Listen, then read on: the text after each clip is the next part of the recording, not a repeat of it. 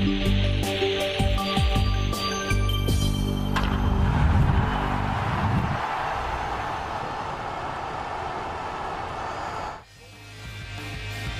into Banana Ball, live on the Roku Sports Channel. Today we bring you the finale of a three-game set from Target Field in Minneapolis, Minnesota, where the Savannah Bananas are a win away from a sweep of the headlining Loco Beach Coconuts. After a 7-2 win for Savannah on Friday night, we were treated to one of the greatest games in Banana Ball history an evening ago. The fans set a record with 10 foul balls caught for outs in the stands, and the Bananas escaped with a 3-2 win after 2 rounds of showdowns. It's the #1 team in the sport against #3 as the Bananas look for their first 3-game sweep in 2026, and we welcome you inside with the statistical savant of Banana Ball, Josh Talevsky, and the voice of the Loco Beach Coconuts, AJ Swiatek. I am Biko Scala. Happy Sunday afternoon. Thank you so much for spending it with us here in virtual Banana Land. Josh, we have had the honor of broadcasting Banana Ball for 5 seasons together. That was as good a game as we have ever gotten to call. I mean, it was really all about the dramatics when you consider the Coconuts comeback in the 8th inning, then a fan-caught foul ball that send us to showdowns. We get 2 rounds of showdowns with the Bananas prevailing 3-2. In the end, now the Bananas are not only gunning for a sweep this weekend, but with the victory, they'll have already claimed the season series against Loco Beach. Both of these games have been back and forth, and the Coconuts, a couple plays go their way. This could be them going for a sweep today. It could, but the reality is it's not. The Bananas are 6-1 against Loco Beach this season. A win tonight, as you mentioned, would secure the season series, and it's really interesting because the Coconuts, outside of the Bananas, have really had everyone else's number in the Banana Ball Championship League, but they've got to find a way, and a gotta-have-it game, their final game of their first ever headlining series at a big league park, to get it done. Yeah, the Coconuts now 1-6 against the Bananas this year. 3-4 against the Clowns. They have a winning record against the other 3 teams in the sport. As we take a look at how it went down last night in front of over 39,000 fans in Target Field. 2 runs in the top of the first for the Bananas, and then Tanner Allen, the tour leader in hits, fouling out to the fans. 1 pitch later, Dane Toffland fouling out to the fans as well. How about that for the Bananas earning the point 1 inning in?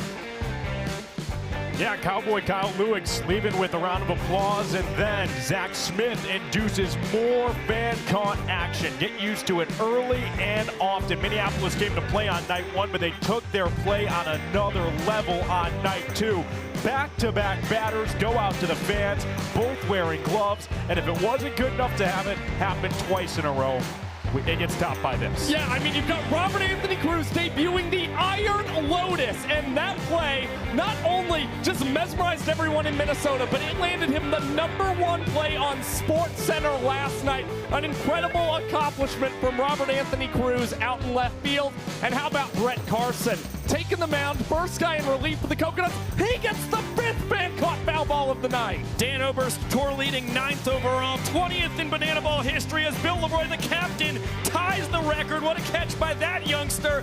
4 innings in, and we are already at 6 foul-outs to fans. Peyton Chatagnier, how about knotting the game up at 1? After hitting 2 home runs in 5 games last year with Banana Ball's developmental team, the Visitors, Peyton Chatagnier gets his first with the Coconuts in a big moment in a big league park, and we're right back to your regularly scheduled programming. Yeah, we've got a record on our hands. Kyle Jackson fouling out to the fans, the 7th batter, Gideon Antel. Yeah, he is #8. And yeah, it's foul ball palooza right now. Max Young Goldberg, #9 for the Bananas. He's the 9th victim of the night. Blew the previous record out of the water after a trick play miss. Bottom 8 with 2 outs. Ben Parker in the clutch. Brand new ball game. We're knotted at 2 going to the 9th. CJ Williams, a second scoreless inning, which set up Tanner Allen. First pitch in the bottom half. How about a hustle double? A big-time hustle double, and you're thinking the winning run is on second base. There's nobody away, but the Bananas scramble. They get a pair of outs, and it all comes down to a 9-pitch at-bat against Jordan Brewer. It's par for the course. It's hit into the stands, and it is a 10th fan caught foul ball of the evening. We're going to showdowns. Remarkable one-hand, barehanded catch by that gentleman as we've gotten to double digits for the first time in Banana Ball history. So we go to the bottom of round one in showdowns after CJ Williams got a shutdown in the top half. DR Meadows, rarely do you see him out there on defense in showdowns. Perfect strike to Hosley, who does the same to Leroy, and Allen gunned down. It might just be the most impressive relay we've seen from the Bananas in showdowns all season. And then in round two, they go to the guy who has come through time and time again for this squad, Dan Oberst, a walk-off in round two. And now it's in the hands of Jordan Brewer. And Hosley sets him down looking. 12 showdown shutdowns in 13 opportunities for the Bananas closer. And in the end, they wind up 3-2 victors and have already secured that series win. Brett Carson before the game told me there's death, taxes, and the Dannies in showdowns. Hosley and Oberst are the combo that gets the victory for the Bananas. Robert Anthony Cruz, a fantastic night himself, a double, his fourth and fifth runs batted in of the series. Kyle Lewis, a second fantastic start for the Bananas, going back to Austin Drury, their showman on Friday night. And then Hosley, we showed you how fantastic he was. The shutdowns, the key in the Bananas victory. Look, we know Austin Drury's been the Bananas ace, but Cowboy Kyle honestly might have thrown a better game last night. More innings pitched, didn't allow a single ball for sprint in the outing either. And then Danny Hosley, rightfully the showman of the game, pitching across both the 8th and 9th innings, and then those clutch showdown shutdowns yet again. It was yet another game between these two teams that was decided by a mere point. The same was true in the hit column, the run column, and the trick play column. It was such a tight game, highlighted by the fans' performance in the stands and what happened in showdowns for Hosley and Oberst. Talking about it might just not be enough. I think this may deserve a little bit of music. How about a little bit of "Oh, what a night"? How about 10 fan-caught foul balls? That's a new record, as we've talked about. The previous was 6. Sal Jacobo didn't even have time to show you his 100th trick play on the season. There is now 4 players in the sport at the century mark. It was 21 trick plays between the two teams, 11 for Loco Beach, 10 from the Bananas. You saw the 2 rounds of showdowns, and also Trevor May, former Twin, spent 6 years in Minneapolis at the back end of the bullpen. He tosses a scoreless inning for the Bananas. That was Banana Ball, baby. That was what was advertised. When I was told Banana Ball is the most fun show in the world, that took it to another level, because that is the most fun I've ever had at a sporting event. And I can't believe we got to play witness to it up here. How about a century mark for Sal Jacobo? 21 combined trick plays, including the debut of a new one in left field from Robert Anthony Cruz. I mean, it was truly a special night. It was the 4th ever game played in the land of 10,000 lakes, which we are now dubbing the land of 10,000 takes. How about 10 foul balls taken right out of the sky without a bobble by the full capacity crowd last night here in Target City? It was Richmond, Virginia, and Chicago, Illinois, who had a tie at 6 foul outs to fans apiece. They both came last year, but the Diamond and Rate Field bow to your new leader, Target Field, and the folks of Minneapolis. Yeah, it really goes to show you just how impressive last night's output was when they had 4 more than what the previous record was. And of course, it's not just always these major league ballparks where you see these records being set. I mean, Richmond, Virginia, a minor league park, was the very first venue to ever have 6 foul balls caught. So still really cool to see that being a part of Banana Ball's rich history. Yeah, how about that? Tailgaters against the Firefighters in Richmond, then the Bananas against the Firefighters in Chicago last year, and Minneapolis. It's the beach and Savannah colliding for some massive history. But we've got to get another look. How about every single angle of the brand new trick play from Robert Anthony Cruz? He had been working on it for over a year. He hadn't tried it in nearly over a year. Last August was the last time he attempted it, and he decided pregame yesterday, I'm going to give it a shot. He had never even landed this off a batted ball before. Yeah, and Robert Anthony Cruz, he had 40 soft tosses to him as he attempted to practice this. He only caught the banana ball 1 time. It just goes to show you how impressive that play was. And not only were the Bananas not only were their minds melted, but the Coconuts' appreciation of that was so cool. Yeah, you know you did something right when a guy like Blake Benson, who's known for break dancing and backflipping on the mountain, was speechless. He took to Instagram to comment, my goodness, how lucky are we to have played witness to that on the other side of things. Hopefully, we'll see more history here tonight. We're back with pregame coverage. coverage next.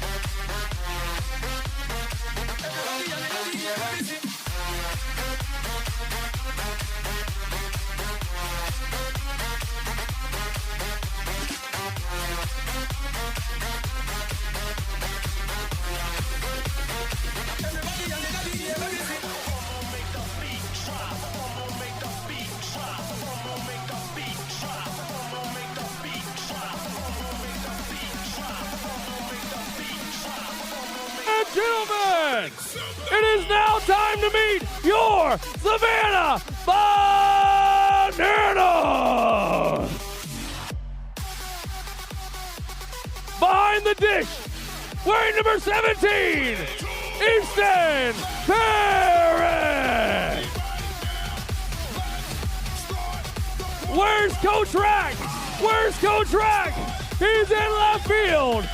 Robert Anthony Cruz. In center field, the Doctor, wearing number 5, DR, the Doc Meadows. Behind second base, the designated.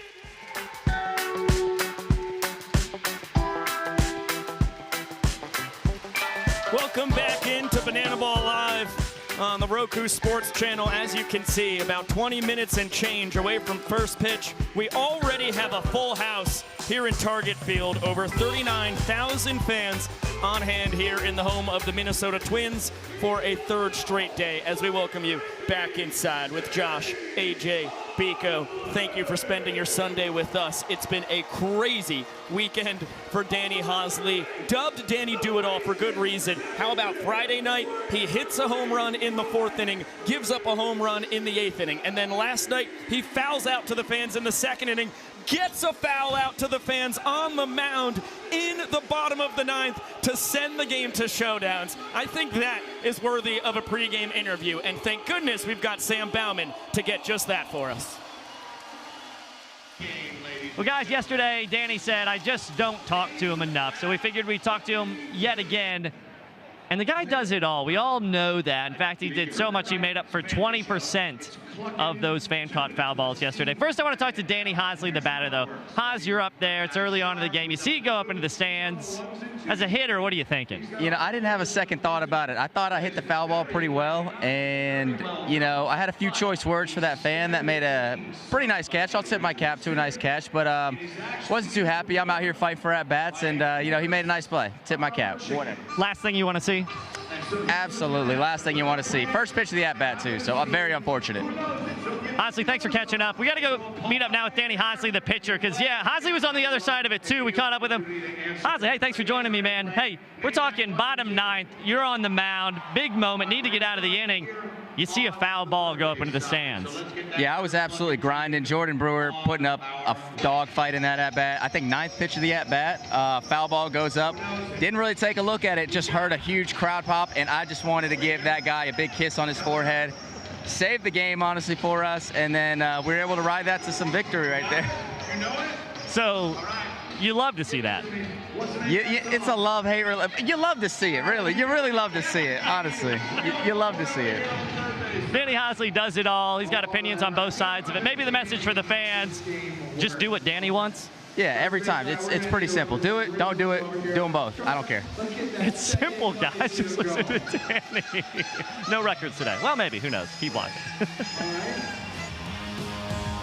The duality of Banana Ball right there. The foul out to the fans with the lumber earlier in the game, and then they come through in the clutch for Hosley when he was 1 ball away from losing the game in the bottom of the 9th inning. As you can see, we're approaching 20 minutes to first pitch, the only banana ball game in action this Sunday afternoon. But we had 3 of them last night, a second straight night with every team in the Banana Ball Championship League dueling across the country. And let's take a look around the league. The Firefighters able to earn the series split in the Lehigh Valley. Lamar Sparks, the walk-off home run that led to the victory. And then the Clowns upsetting the Tailgaters. They take 2 out of 3 in Spartanburg as David Griffin with the bullpen able to quiet those powerful Gators bats. And we've talked about Minneapolis, a record breaker here in Target Field. Yeah, it was a really impressive weekend for Indianapolis. And when you consider what David Griffin did, 4 scoreless innings, earned the save for Indianapolis. And then not only was Griffin great, but you had another trio of Chris Burgess, Griffin, and Matt Wolf. Yeah, Chris Burgess, a guy who's normally catching, they all blanked the Tailgaters across the final 5 innings of play. Well, Minneapolis has a claim to fame that the Coconuts don't. You can find them on a map. Loco Beach, it's somewhere in your heart. Minneapolis, right here in Minnesota.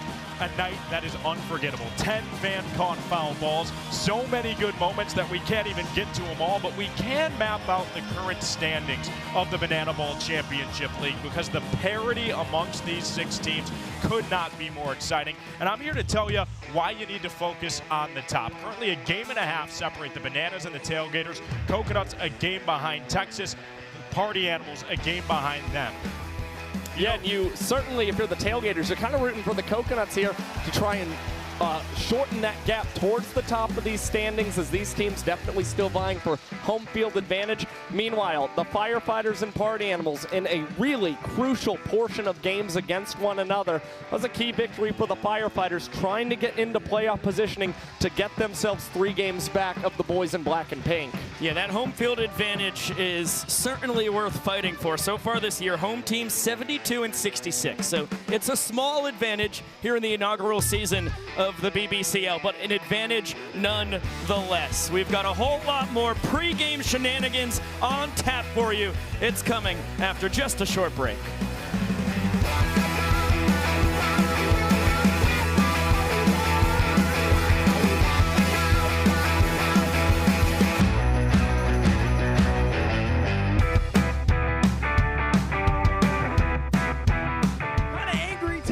Jersey, not sure what's going on.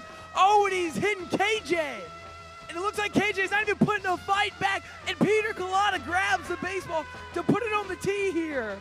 And he steps in, and it looks like Peter Colada with the clutchest play of the evening. Oh, my goodness. And he hits that ball almost over the wall. And Jackson Olsen over here is playing in a puzzle and almost got nailed by a yellow baseball. And Hendricks is just absolutely flying. Coach Rack can't even find the ball. Come on, get into it. Help Hendricks score. It looks like it's going to be a close play at the plate. And he is full going to home plate. Can he get there? Will he get there? And he scores! Give it up one more time for Hendricks!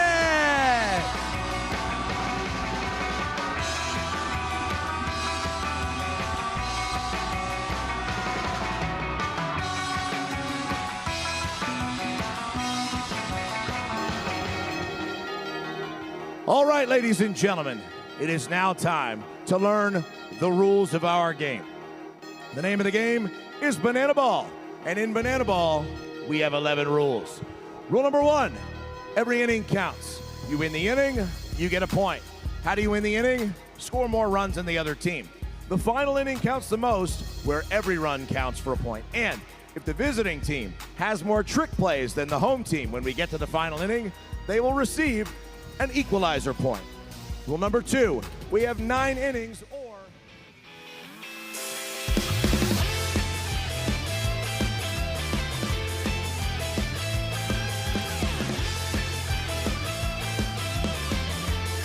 Welcome back to Minneapolis. You want to talk about a barrel? How about this youngster? A scorcher off the tee, and then with the entire Bananas team doing their darndest to tag him out. Even KJ trying to block the baseline. That's going to be an inside the Parker.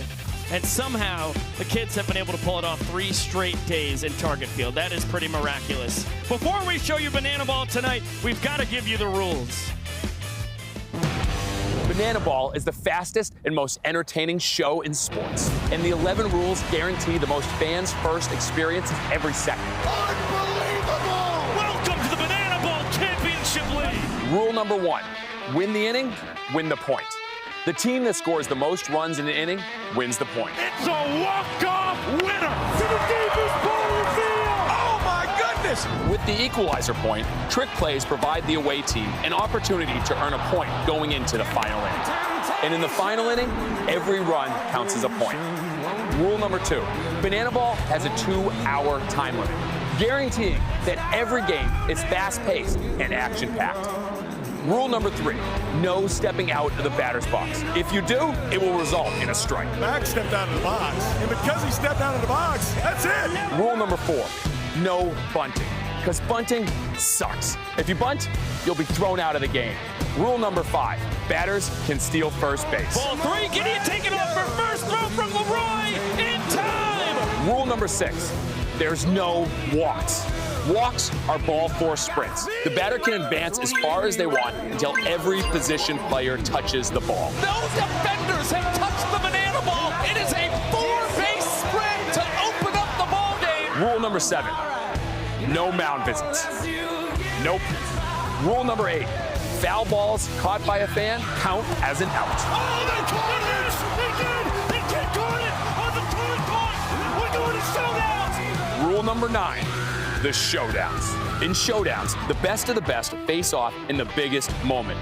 One hitter versus one pitcher with one fielder behind him. And the hitter has to score. Deep to right center!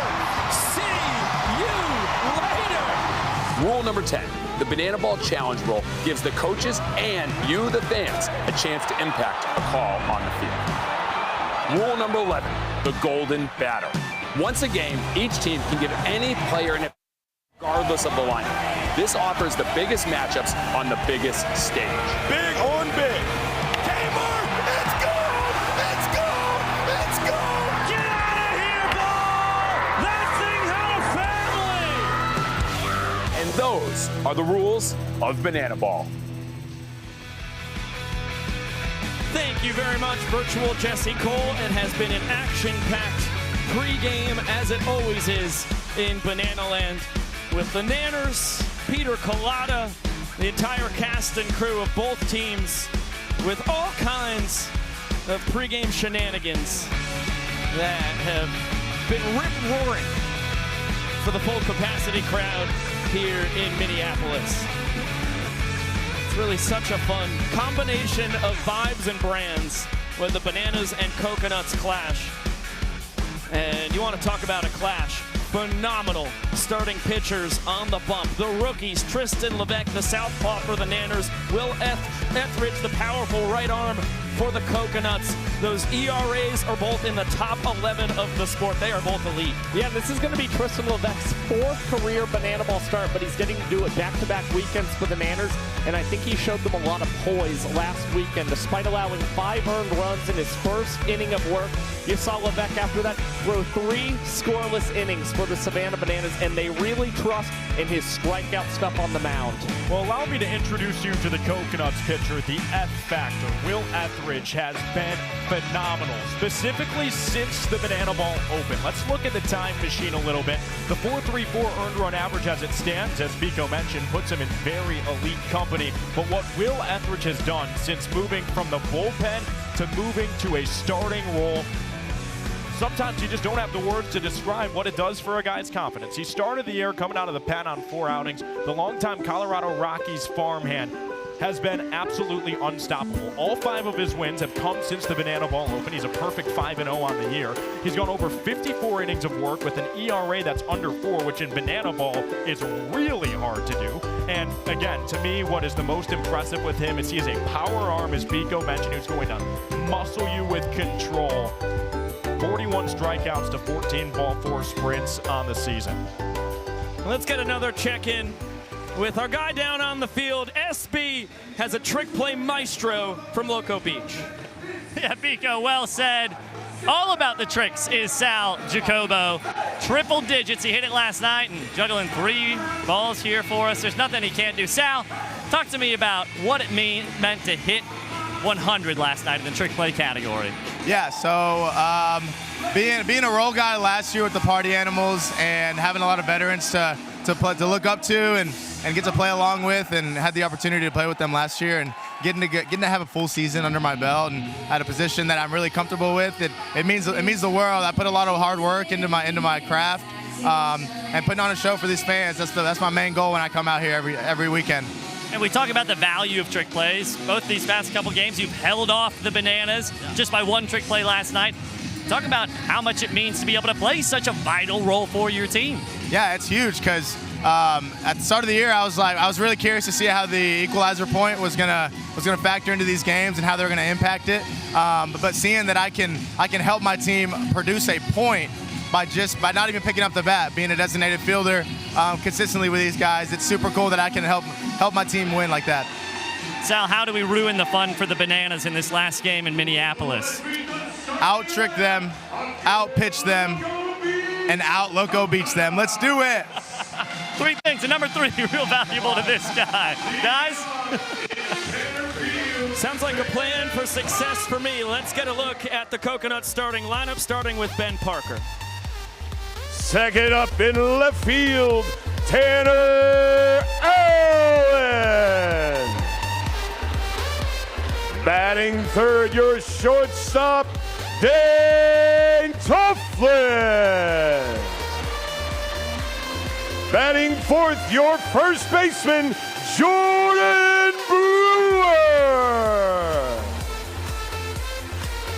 Batting fifth in right field, Gideon Anton. Batting sixth, the catcher, Ashby Vining. Batting seventh at the hot corner, J.D. Urso. Batting eighth, your designated hitter, Grady Morgan. Batting ninth, second baseman, Peyton Chatagnier. Batting 10th, your extra hitter, Dalton Malden. Your starting pitcher, Withridge.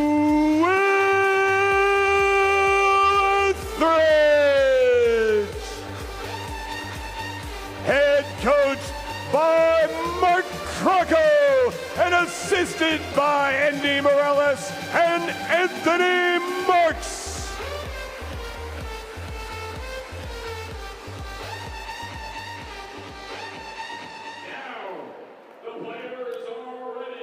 That's the starting lineup for Loco Beach. And now the over 39,000 fans on hand will be moving it and grooving it to make sure that they are fully prepared for the chaos and constant demand for boogieing that a banana ball game brings.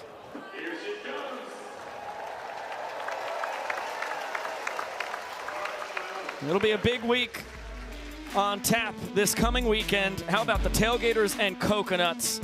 Opening it up on Thursday night, right back here on the Coconuts YouTube channel. Then the Firefighters and Party Animals 2.5 hours later from Salt Lake City. On the Party Animals YouTube channel, the Bananas and Clowns will get going a night later on True TV and the Bananas YouTube. And I've got my eyes obviously on that Wilmington, Delaware series, but for good reason. The Coconuts are a win away from securing the season series tiebreaker against the Texas Tailgaters. And with only a game separating second and third, that's really pivotal. That's a big series coming up on the docket. Well, we already talked about a 3-game gap between the Firefighters and the Party Animals. They get 3 games in Salt Lake City, so I know the Firefighters clearly in a win-now mentality against the boys in black and pink. And this will be the final time this year the Tailgaters and Coconuts clash. Same goes for the Clowns and Bananas. So this will be a fascinating weekend of action that we have on the horizon. Of course, we've got to get through this finale of an 8-game weekend in the Banana Ball Championship League here from Minneapolis. Great work from the full capacity crowd following their leader down on the field with a little assistance from Jesse Cole. as the young professor will take his slow stroll out to the center of the diamond. Prepare your voices. Oh my gosh. Off camera, Turner, our legendary operator, nearly took a stumble. He stayed on his feet. Let's get fired up.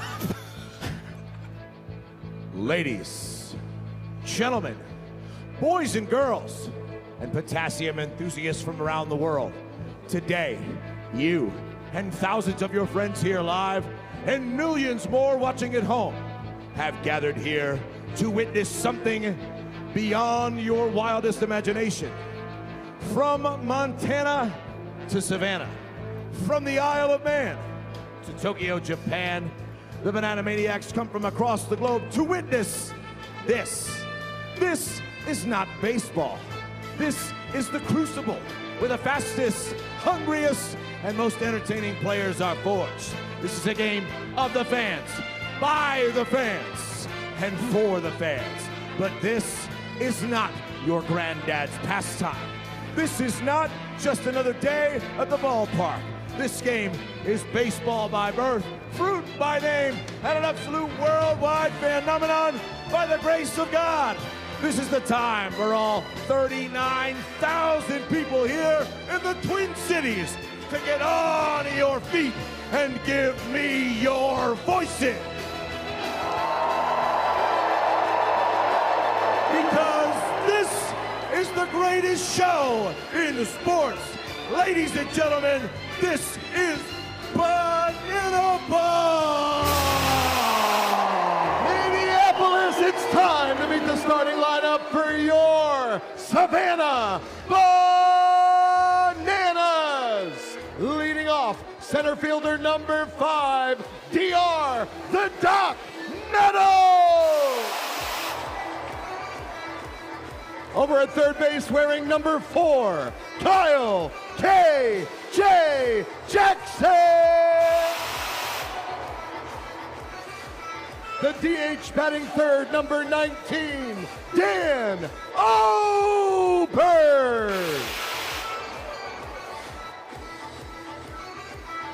In the cleanup spot, the right fielder, number 2, Reese Superman Alexiadis.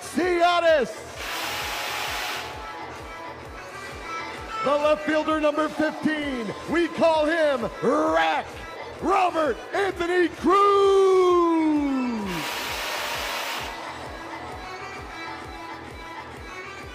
The extra hitter, number 1, Bill Leroy.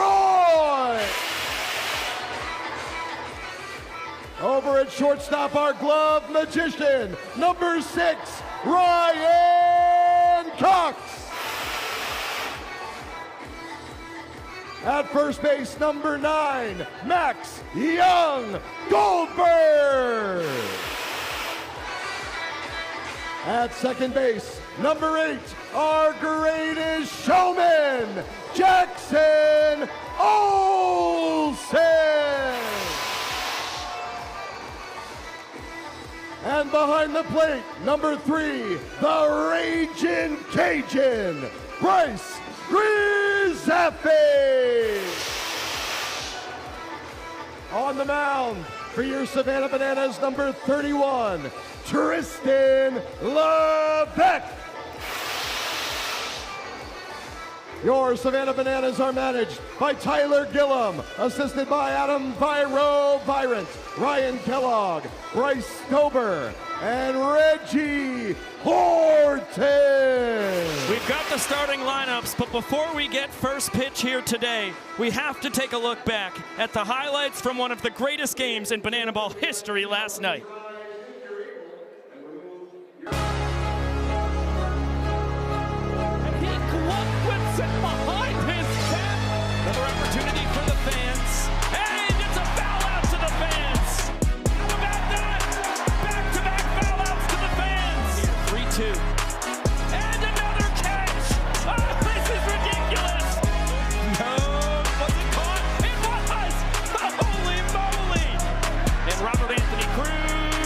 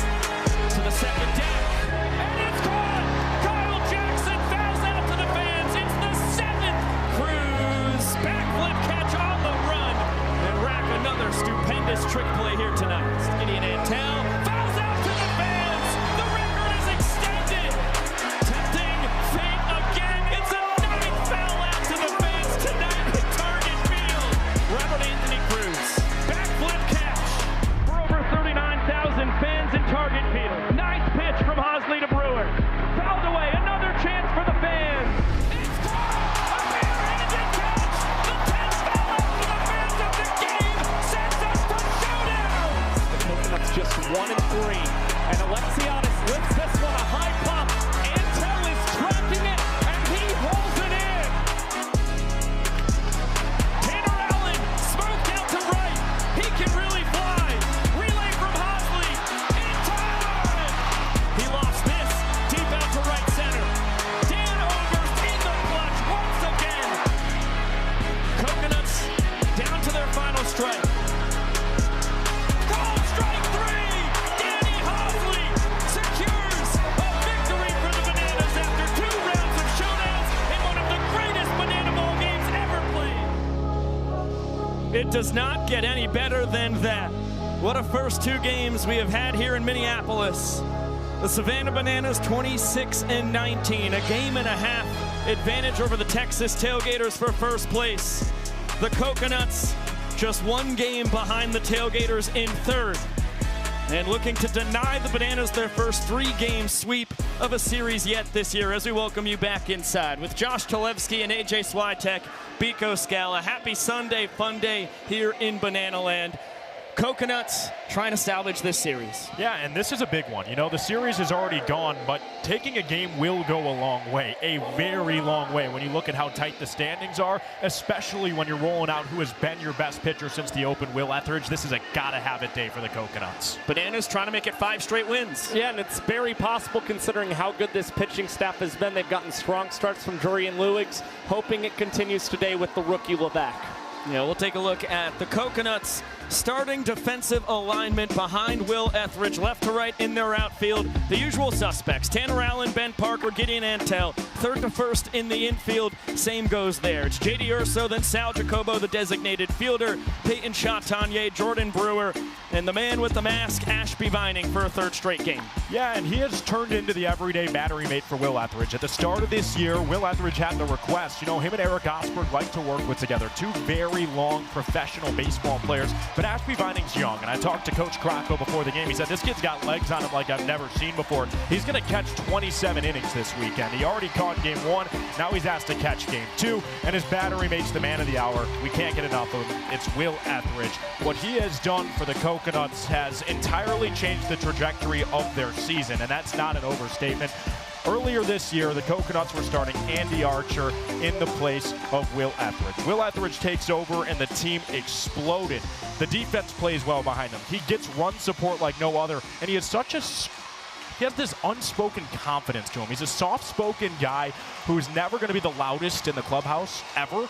But whenever he does say something, everyone listens. He's a very big leader in this clubhouse, and he's a guy who, for whatever reason, whether it be leadership, luck, or a little bit of both, continues to find run support and trick plays every time he takes the mound.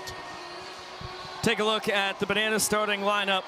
At the top, once again, it's David Ray Meadows. Then Kyle Jackson, Dan Oberst, Reese Alexiadis in the cleanup spot, having a fantastic series. Same goes for Robert Anthony Cruz right behind him. Then the co-captain, Bill Leroy, followed by Ryan Cox, Max Young Goldberg, Jackson Olsen, and then Bryce Grizzaffi, as the Bananas have been doing very often in the 3-game series as of late, will catch in the finale. Yeah, Robert Anthony Cruz, I mean, you've seen the defensive highlights, but he's got 5 runs batted in this series for the Nanners. And Jackson Olsen is on milestone watch, 2 hits away from 200 in his Banana Ball career.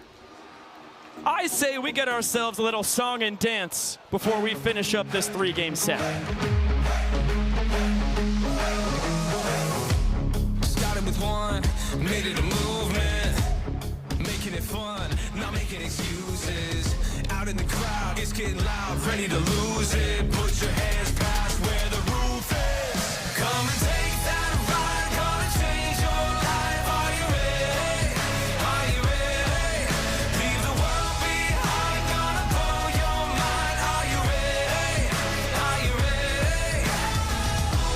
You know we came to play, no we don't play around. I think we just changed the game, that's what we all about.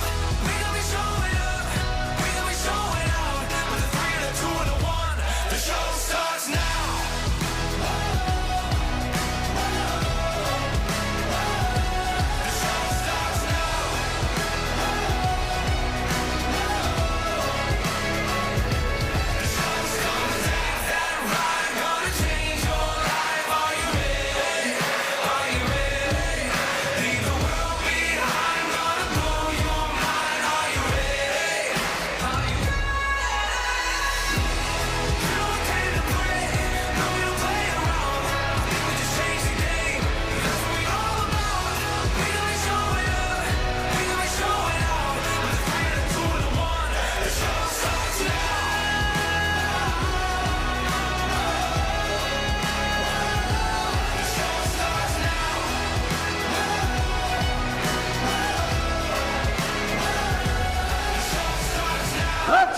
for your Savannah Bananas and our showstoppers of the night, Ellie and Spring.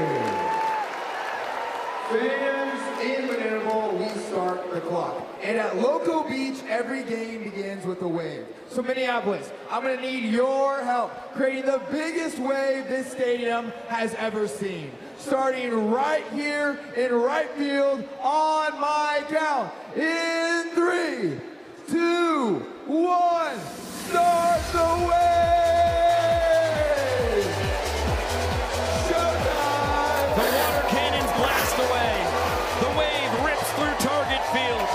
39,000 fans on hand for a third straight day, making it over 117,000 fans that have come here for the Loco Beach Coconuts, first ever headlining series in a big league park, and they get to see Ben Parker pull off a backflip catch against his counterpart, DR Meadows. 3 nights in a row, the first ball in play is a trick play for the Coconuts. That's a backflip catch and a beauty from Pumps. Someone that big should not move that well. Oh, you just love to see it from Ben Parker, guy who was dealing with injury through a part of the season, but when you see a guy who's able to backflip like that and land it so well, you know that he is back into the form in which he started so hot for this Coconut squad. 24th trick play of the year for the rookie, his 11th backflip catch. And that guy is an absolute unit, as AJ alluded to.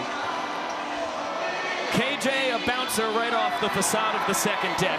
Foul balls have to be caught straight off the bat, cleanly by the first fan to touch it to be an out. And KJ was one of the 10 victims of the crowd last night as he rolls this one over to Jordan Brewer. He will flip it between the legs to Etheridge, make it 116 trick plays on the year for the rookie. That is the second most in the sport. So again, I alluded to it, but Will Etheridge just gets trick plays behind him. This is the kind of contact he induces on balls in play. He throws strikes and trusts his defense. It has worked well to this point, both in the ball game and the season. And again, this Coconuts team very much full of rookies, and yet you're seeing Parker and Brewer looking so comfortable early for Loco Beach. And Mark Crocco in the draft, he prioritized the trick plays for the Coconuts. That's a bullet off the bat of Dan Oberst into left. A 2-out knock. Quickly here, you talk about the youth movement. Look out on the field right now. There's 10 players for Loco Beach. 9 of them are rookies. The only veteran of the sport is Sal Jacobo at shortstop. So you wonder, why are they struggling against the Bananas? Well, it's the opposite on the other side. So they're still trying to find a way to beat the namesake of the sport as such a young and fresh brand. Yeah, it's the exact opposite as far as the lineup goes. The Bananas only have 1 rookie. It's their first baseman, Maxio Goldberg, but, oh, of course, Bryce Grzafi as well. So it's Alex Ziegler who's in as the designated fielder at first base, which means Grzafi is the only rookie defensively out there for the Nanners. Front door bender just misses the zone. Etheridge wanted it, does not get the call from the crew chief, Hunter Ives.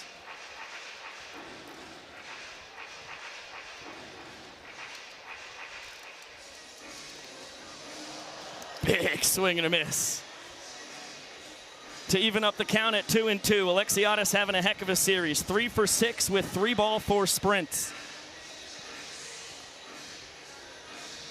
Yeah, trying to do a little bit of everything for the Savannah Bananas. It's having such a good game. They used him as their golden batter as well as their first batter in round 1 of Showdown Tiebreakers. And it's Alexiadis putting up a solid battle so far against Will Etheridge, trying to work up that pitch count. Here comes the 6th pitch of the AB, and Alexiadis will swing right through it. So Etheridge induces 2 trick plays and picks up the punch out, and that is a 3-minute and 17-second inning for the rookie right-hander. And she gon' call him Baby Boo. It's his first strikeout in 3 starts. Will Etheridge was getting it done with weak contact, but that is your regularly scheduled program, and get used to seeing it early and often. It's up to the Bananas and their defense and pitcher to emulate that success. It's led, as you mentioned, Biko, by plenty of heady veterans. Yeah, it's nothing but vets in the outfield. You look at Rack in left, the Doctor in center, Alexiadis in right. Same for the guys, third to first, KJ, Cox, Olsen, and Ziegler. And there's the aforementioned Bryce Grzafi, the battery mate of Tristan Levesque. Those 2 guys are the only rookies out there defensively for the boys in yellow. Well, it's hard not to focus on Robert Anthony Cruz after we saw the Iron Lotus last night, a brand new trick play, and a SportsCenter #1 highlight. But Ryan Cox, the glove magician and the all-time trick play leader in banana ball, is very close to reaching the century mark. Just 3 trick plays away from 100 this season, and it would be his 4th straight world tour where he's accomplished that feat. In the middle of it all, the man with 1 trick play here in his rookie campaign, Tristan Levesque out of Niantic, Connecticut. 5th round draft pick by the Bananas. It's a high 80s fastball, changeup, curveball, slider. He kills you with control, and he has been superb here in his rookie campaign. Since the start of May, he has struck out 25% of the total batters he's faced for the Savannah Bananas. There's a lot of swing and miss when you've got Tristan Levesque on the mound, but what the Bananas are focused on is him getting through the first inning of play this season. He's definitely gotten hit around the most from the jump in inning #1 in these 3 starts, this one his 4th of the year. Tall task when it comes to the Loco Beach Coconuts lineup against him. A team batting average of .310, best in the sport. And it's Ben Parker, Tanner Allen, Dane Toffland.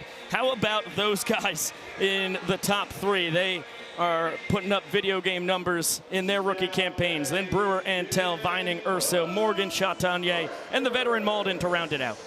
Also the league's leader in on-base percentage. This team is just able to will their way there, and they're led by Ben Parker. 2nd best on-base percentage in the sport, .503. OPS comfortably over that 1-0 mark. Him and Tanner Allen have been able to get it done as the home team just on their own this season. Parker gets on, Allen brings him in. We see it, honestly, more often than we don't. He was 1 for 4 with that walk-off double last night, which dropped the on-base percentage to a pedestrian .503, completely unacceptable. He no longer leads the sport. Taylor Justice has him by 3 points. Well, look, these are the only 2 guys in banana ball with an OBP north of 500 this season. I mean, Parker has just meant so much to this lineup and hits that one into the second deck, not caught by the fans.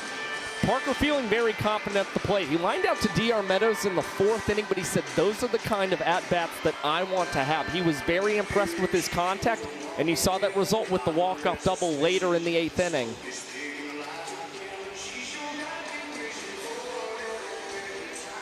Two from Levesque. Bouncer fielded between the legs, thrown between the legs from Olsen. Alex Ziegler behind the back. A double trick play to kick off the afternoon defensively for the Bananas. I mean, we talk so much about Ryan Cox sometimes, but really the double trick play duo this season for the Bananas has been those guys on the right side of the infield, Olsen and Ziegler, with a really special connection this season.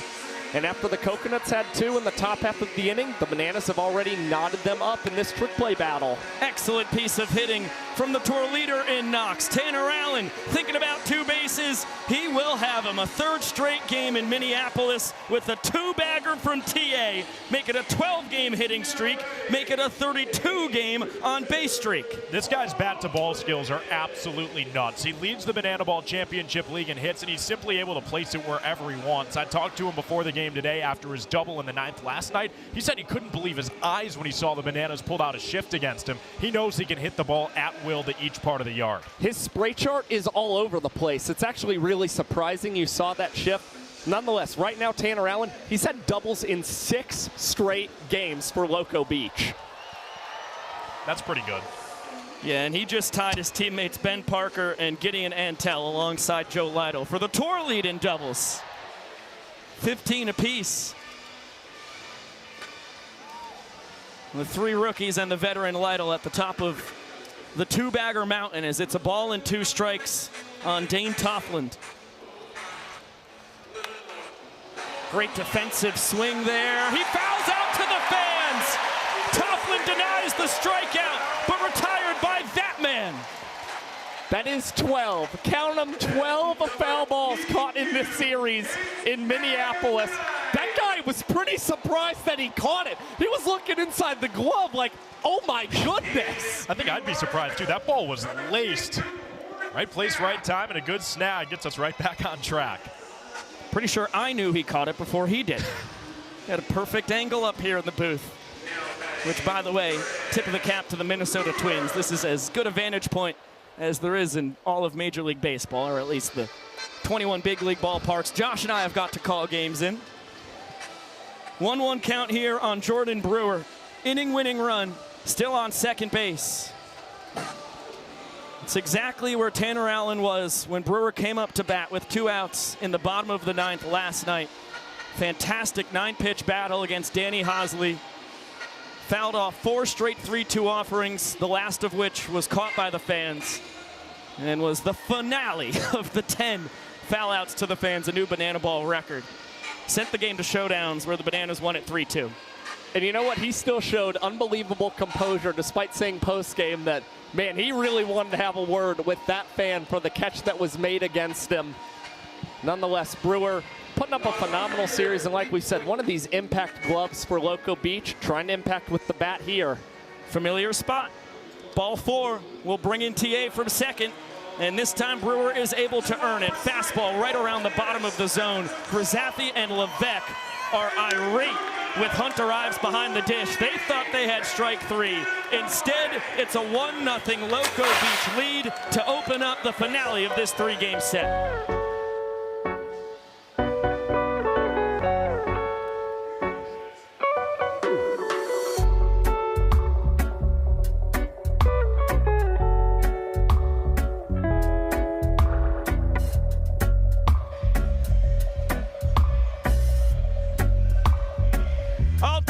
YouTube, we're in commercial land on the Roku Sports Channel, so we get to shout out this DQ shake snag. The man who caught that foul ball won free DQ for his row, and you can scan this QR code, download the DQ app, and earn your own rewards. Dane Toffland joins 11 other Banana Ballers who have fouled out to fans this weekend. How about that? 12 foul outs to the fans, and nobody has done it twice yet, as we've got a whole new QR code for you to scan. This one will give you a chance to get your photo on the broadcast here on the Coconuts YouTube channel, as well as the Roku Sports Channel. I hope we can do this more than twice. I'm a big fan of watching these pictures come around. Josh, yours are my favorite. Where are these coming from? You know, they're just camera roll archives. Got a Trum Dog in one. I'm wearing actually Chad Reese sunglasses in another Kyle photo. Lewig's hat? That is the Cowboy Kyle bedazzled cowboy hat. Is that fake toll? They don't need explanation. Okay, good point. Don't question.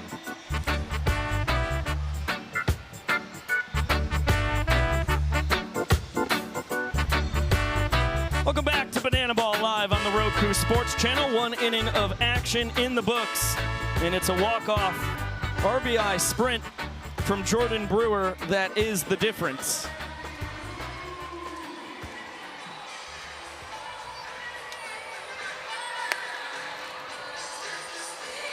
As Robert Anthony Cruz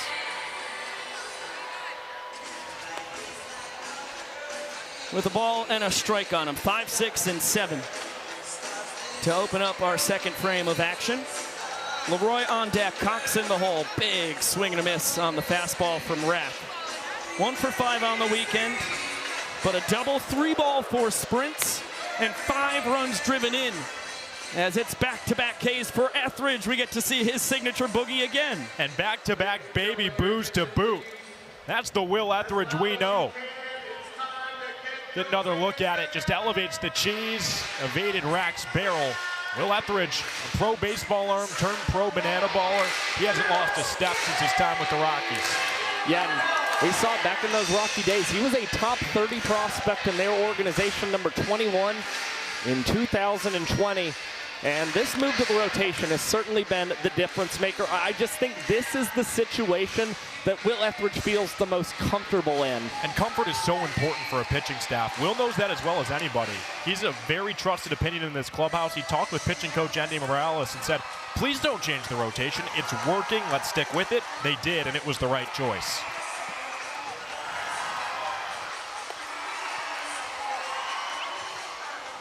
One count here on the Nanners extra hitter this afternoon. Bill Leroy looking for his first knock of the weekend, and he will not get it here.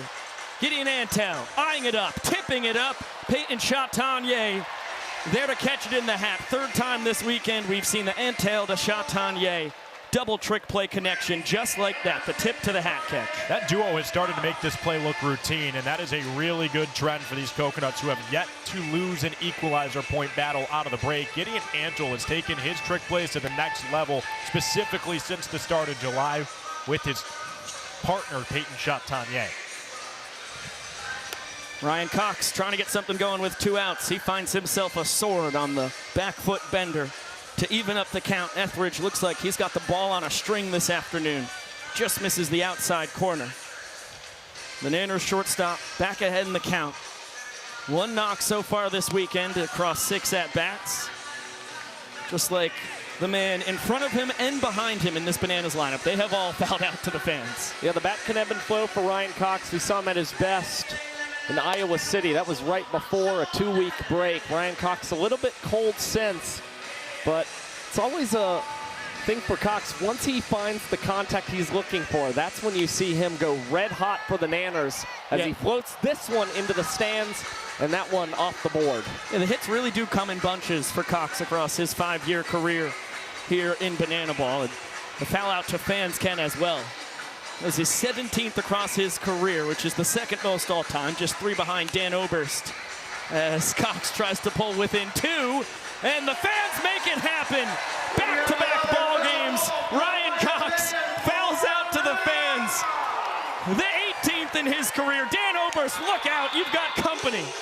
It's ridiculous. Both Cox and Tofflin have fouled out twice in this series, and they're the first 2 victims here in today's contest as we go down to the field for the world's slowest race. A classic. Professor, what are you doing with all those babies? Well, I'm going to tell you, Shark. You know, folks, Banana Ball is a game all about speed, and our show is all about speed. All of it, except for this part, because this is the moment that you have all been waiting for. Ladies and gentlemen, it's time for the world's slowest race. We have 14 babies here on the field. Sullivan, Gavin, Skylar Ray, Aisley, Amara, Annalise, Tallulah, Jolie, Sebastian, Lennox, Elena, Luna, Basil, and Harrison. These babies are going to race until the finish line, and may the fastest baby in the Twin Cities win. Parents, on your marks. Get set. How blessed are we? And 14 go, babies competing in front of over 39,000 fans in Target Field here in Minneapolis, and right off the rip, we've got a lot of movement at the top of your screen, but now that tot has paused it, and the baby next to it is starting to get the motor going as well. We look down from the banana panorama, our eye in the sky, as our leader is now at the bottom of your screen, chugging away. Tremendous form on the crawl, but now a distraction. Looks like distracted by our man Trevor down on the field. A big smile as he continues to put hand in front of hand, following with the legs. Fascinated by the sprinkler system, but does not linger on it. Cruising towards the mound. A big smile for our camera operator, Turner. Coming towards the end. There is no competition. This curious little rascal is gonna plop it right on the keister. Oh, so close to glory. A perfect place to rest. His parents in the finish line, mere feet away, and back to the action, reaching out. There it is! Total domination! An all-time performance from that baby. I should have known better than betting on Basil.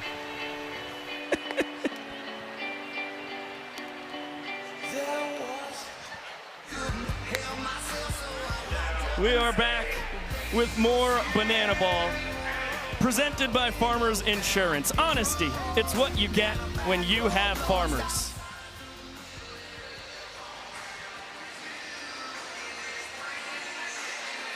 Pretty wild inning and a half we have had thus far. After the Banana Ball record was set last night, 10 foul outs to the fans, we already have a pair. Tofflin, his second of the weekend. Cox, the same goes for him. And now Gideon Antle.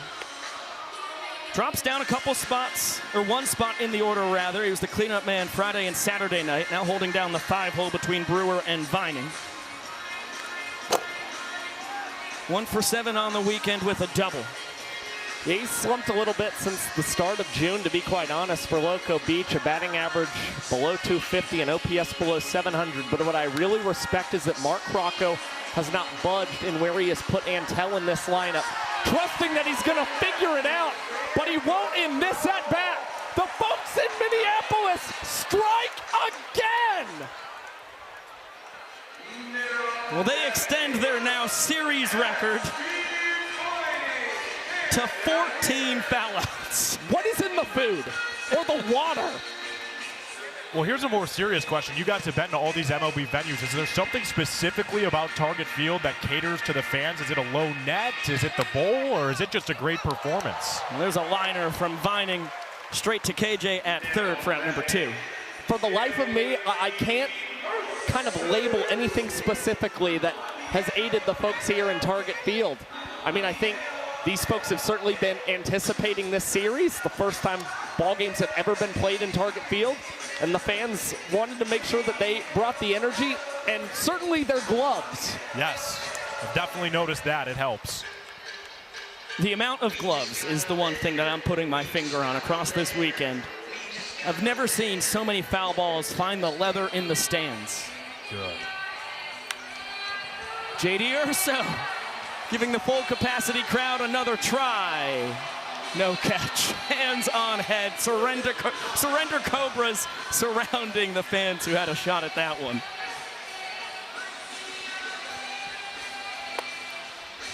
For JD, he's got mom and dad in attendance today. His dad, a legendary coach at the Division II ranks, just three-peated. First school, first coach to ever do it. Urso down swinging.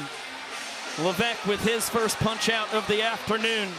Excellent bounce back inning after the Coconuts notched a run and a point in the first. It is 1-0 Loco Beach through 2.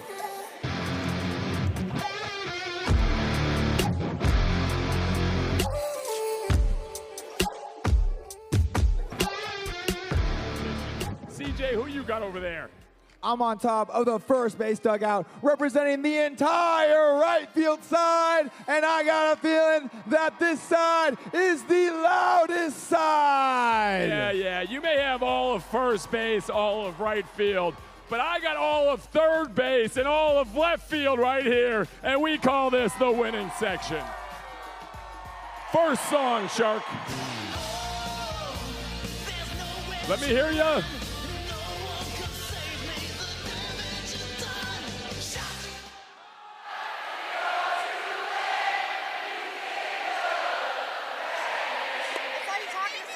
Very nicely done. That first point goes to the first base and right field side. Come on. Next song. Oh, it's my jam. Here we go.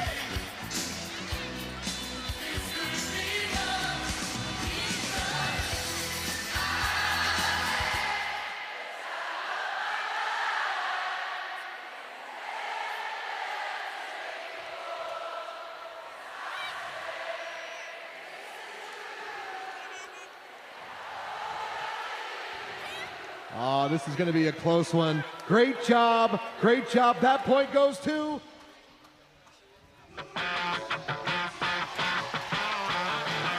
Well, it's been a record-breaking weekend so far here when it comes to fan-caught foul balls. We're trying to set a record when it comes to photos submitted by you, the fans. All it takes is a scan of the QR code in the bottom left corner of your screen.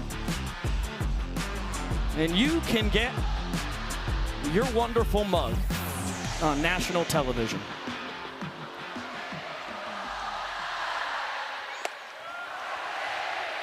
Heater for a strike to Max Young Goldberg. Bottom 3 in the order due to swing it for the Nanners. Jackson Olsen on deck, Bryce Grzappi in the hole. A couple rookies with the veteran sandwiched in between. Will Etheridge cooking through 2 scoreless innings thus far. Just barely misses the back door with the cutter. Yeah, trying to work away on Max Young Goldberg. Currently And quite the hitless streak for the Nanners. That's going to break him right out of it. Max Young-Goldberg, a laser beam past the glove of Peyton Chatagnier. And now he is no longer hitless across his last 22 at-bats for the Savannah Bananas. Oh, big-time slump buster and a feel-good moment for young Goldberg. But I don't want that 214 average to fool you. He leads the tour in ball four sprints. 406 on base. He's going to play all day long. Yeah, 31 sprints as Jackson Olsen gets his butt into this. Deep out to right, it'll clang off the scoreboard. Danny Hosley, the designated runner, read it perfectly. He's gonna score standing all the way from first. How about 3 hits across his last 3 at-bats for the Great 8? We might have an Olsanaissance on our hands, fellas. Jackson Olsen starting to find his stroke. We saw him start to come alive in late June in Eugene, Oregon. And since then, we've seen a much more consistent and confident hitter at the plate for the Savannah Bananas. And that one, a big swing as the Bananas finally able to plate a run today against Will Etheridge. Bryce Grzafi trying to keep the rally going here at the bottom of the Bananas order. That was a good-looking pitch. Etheridge and Vining do not get the call. It's been a tight strike zone early on in this ball game from Hunter Ives, the crew chief. Saw that on the final pitch in the first inning.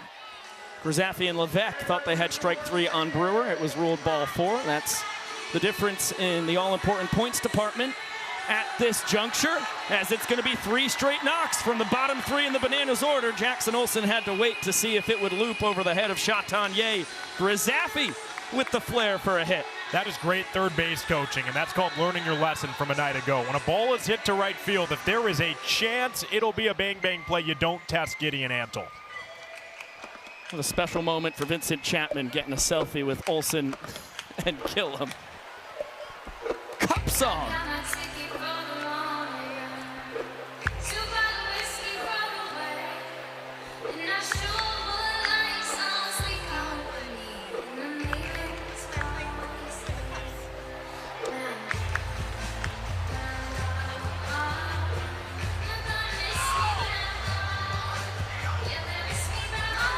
Oh no.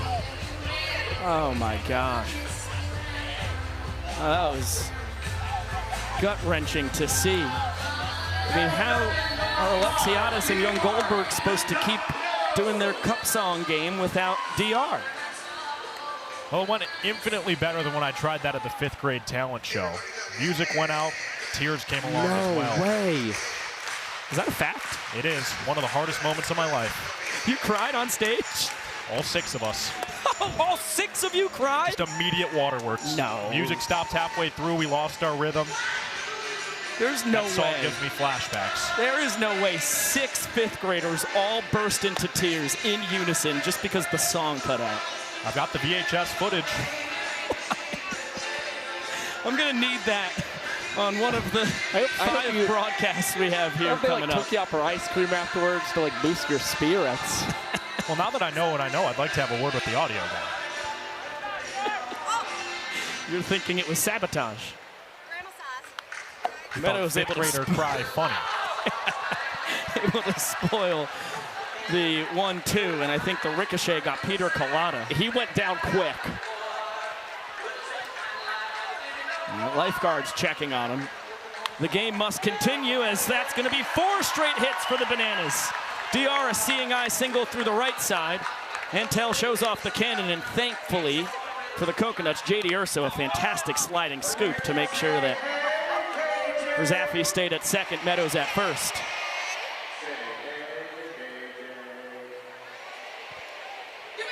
You can't predict baseball, you cannot predict its brainchild, banana ball. After Etheridge retired 6 of the first 7 batters, it's 4 straight knocks, and now it's a second backflip catch of the ball game for Ben Parker, heads up base running, as Grizz and DR both tag on the wonderful trick play. Flex those guns. Ben pumps Parker. Another backflip catch, another beauty. He makes it look so easy, and it's anything but. Had to backtrack to get under it. Oh yeah, he had that motion started well before clamping it. That is a nifty trick play from Pumps. Dan Oberst, a clunker to third. Urso only has one play. It's at first. That is a veteran move by a rookie here in Banana Ball. Brzezowski was scoring no matter what. Heck of a job by Urso to make sure that he got an out, as it's a 3-run top of the third. That's the right play by J.D. Urso, considering you're already down multiple runs in the inning. Think, you know, not that you're saying that you're punting on offense in the bottom half of the inning, but it's not necessarily likely that you're going to be able to tie the inning and negate a point. So Urso, you're just trying to prioritize getting an out for Will Etheridge, who's struggling a little bit in this specific frame. Well, and trying to preserve that pitch count as well. It's going up now to 46 in this inning. Etheridge slated to go 6 to 7 innings. Nice in this game. So you need him to be able to get out of this one. 2 balls and a strike on Reese Alexiadis, who went down swinging on a high cutter his first time. Laces this the opposite way. It's a 4 spot for the Bananas here to open up the third inning. Meadows comes around to score. All 5 hits this inning, by the way, to right field. 3 of them opposite field hits from the Bananas right-handers. An unbelievable inning, and great to see a team that has struggled a lot of the year with runners in scoring position having a heck of a third inning. It also marks now a 3rd straight day where the Bananas have put up a crooked 15, number in at least one inning. Robert Anthony On night 1, it was a 5-run 8th. Last night, it was a 3-run frame. Here, already up to 4 in the 3rd. The offense comes in waves. Alexiadis, his 4th run driven in this weekend, his team leading 40th on the year after he tied the Banana Ball World Tour record with 53 runs driven in a year ago, tied the mark that EJ set back in 2023. Peter just barely misses the outside corner. 2-0 count on Cruz. He struck out swinging his first time.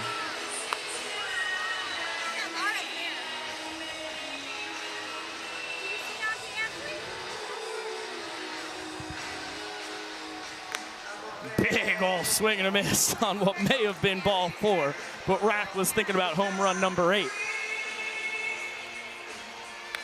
Still thinking about it as he fouls a heater straight back.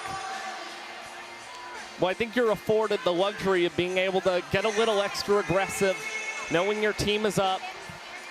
And Robert Anthony Cruz, he said, I'm still trying to tap into this power yet again. And he rolls this one over. Etheridge tries to make the play. It gets past him, but he's able to get to the bag and cover as Brewer flips. Nonetheless, the Bananas, a dominant 3rd inning offensively, lead 4-0 and are gunning for their first point this afternoon. Let's get it on down to the field for our Bananas foster family of the game. United States, there are over 400,000 children and teens in foster care without a permanent home. Look around. That is enough to fill Target Field 10 times with the amount of children currently experiencing foster care. To raise awareness and support this community, we created Bananas Foster, the official nonprofit of Banana Ball. Our organization is dedicated to celebrating those in the foster care community while educating and inspiring others to get involved. Tonight, we are celebrating the Gettig family. Shauna and Pat became licensed foster parents because they saw the need for foster homes in their community. Shauna's experience as a nurse has equipped their family to provide care for medically fragile children.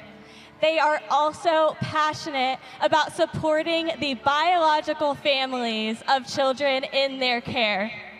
Over the last 11 years of being licensed, they have welcomed 17 children and teens into their home and adopted 3 into their family.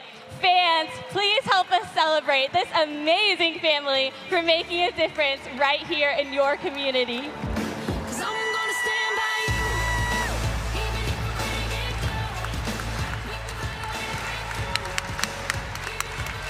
Well, another big-time shout-out to Shauna and Pat, superheroes in the foster care community, and that is what Bananas Foster is all about, shining a light on the heroes in the foster care community throughout the U.S.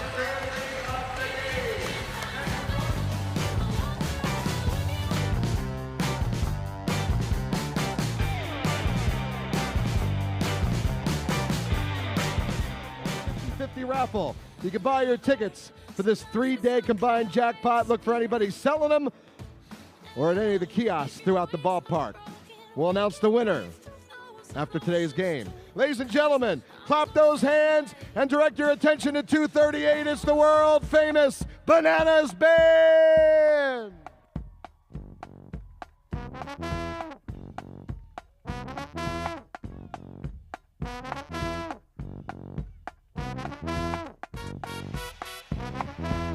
Hey YouTube, I hope you made someone smile today. I love you all a lot. Great call, AJ. Retweet to all that. Josh, you agree or disagree? Oh, no, I love YouTube. Oh, okay. Just checking. You were a little quiet. Gotta show YouTube some love, man. That's the diehards right there. I mean, it's your 5th year here in the YouTube universe of the world of Banana Ball. I thought maybe it's getting stale for you. Never. Get out of town, man.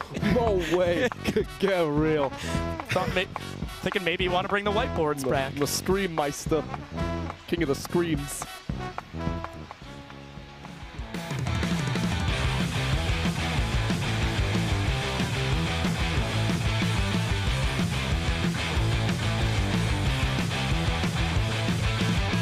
Welcome back in to Target Field. Bananas with a 4 spot in the top of the 3rd inning. And in the middle of the action, with a mic on him out in left, Robert Anthony Cruz. Brand new trick play unveiled last night, the Iron Lotus. Rack, first of all, thank you so much for joining us. Second of all, can you talk us through how the heck you pulled it off? A lot of comments on social media like, so it's been a year and a half that he's been grinding, trying to make this catch happen. And I hate to bring it to all you guys, I appreciate the respect, but I hadn't tried it in like a year. I just decided to send it. Yeah, so that was not, I didn't know I was gonna do that till 5:30 p.m. yesterday. You're ridiculous, man. You're just ridiculous as Levesque strikes out Grady Morgan swinging. Now Chatanier will dig in. And the walk-off home run to win the 5th inning for Loco Beach last night. I mean, how gratifying was that? I know you hadn't been working on it across the last year, and then you tried it 40 times before the game, none of them off of an actual batted ball, and you only nabbed it once. Yes, that is correct, man. I literally missed about 39 in a row and then caught one, was completely exhausted before the game. But, you know, my vlog for the day was, can I make the world's most dangerous catch? I had talked about the catch last year, and finally I was like, you know what? I just got to commit. I got to send it. So, yeah, I kind of had the premise of the vlog be like, hey, I'm locking myself into this. I have to send it today. And so, sure enough, of course, I get the perfect ball to do it on in the 2nd inning. Now, Rack, everyone's dying to know, was that a one-time thing, or can we expect to see that more often? Hey, you know, I got to be honest, you're not going to see it for a hot minute. I'm not going to say it's never going to happen again. I'm going to say it's never going to happen today. Yeah, that's fair. We'll give you at least a day off from attempting the Iron Lotus. That's 3 straight Ks for Levesque. Well, I just think it's so special to see something brand new debuted in the sport, Rack. Are there any other trick plays potentially that you're trying to come up with and debut at some point in your career? Yeah, great question, Josh. I've done some work with the old aerial catch, basically a no-handed cartwheel for those of you back home. I can do it. I need, again, kind of like a sinking liner to my right, which I don't really get very often. So I'm not sure when that's going to happen. I've done it in some capacity before, but I have never done it to where it counted as a trick play because I was in the air. So, yeah, we'll see. That's one I got. Other than that, dude, I don't know much more that I could do. I can't really do a double backflip, so I don't know. We'll see if your old summer ball and Bananas teammate Dalton Malden can give you the perfect ball to break out a brand new trick play for a 2nd straight day. Ooh. Hey, if he hits me one over here, I'll do it. That's, oh, foul ball. Yeah, I need like a sinking liner to my right here, and I'll send it. Maybe back-to-back days, #1 play on SportsCenter? Hey, you know, I certainly wouldn't be opposed, but I also wouldn't bet on it. Swing and a miss. Tristan Levesque strikes out the side. So no balls in play, no action for Cruz, but you gotta love that from your starting pitcher. Oh, absolutely. That guy has been shoving lately. We love to see it. Rack, love you, my man. Thank you for joining us. Love you, bro. Unbelievable Absolutely. work, Rack. Keep it up. Thank you, brother. Time for a noodle knockdown, everybody. Ladies and gentlemen, it has been a battle between the Coconuts and unlike anything you've ever seen before. What do you have in mind? I'm thinking we take out the two baddest warriors from Minneapolis and we bring them down to the field right now. I love where you're going. Ladies and gentlemen, welcome to Noodle Knockdown! Introducing our competitors. First, making her way out of the Savannah Bananas dugout, hailing from Winnebago, Minnesota. She weighs in today at the equivalent of 42,321 Werther's Original Candies. Her weight is none of your dadgum business. She is the Duchess of Disco, the Sultan of Sweaters. Mama said knock you out? Nah. Grandmama said knock you out. Ladies and gentlemen, this is Sue!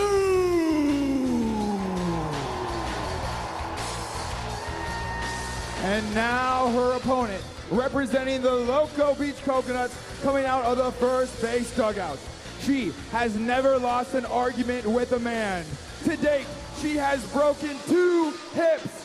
Neither were hers. She is coming from Stacy, Minnesota. It's 69-year-old Dawn. Nice. Ladies, let's get into our battle positions.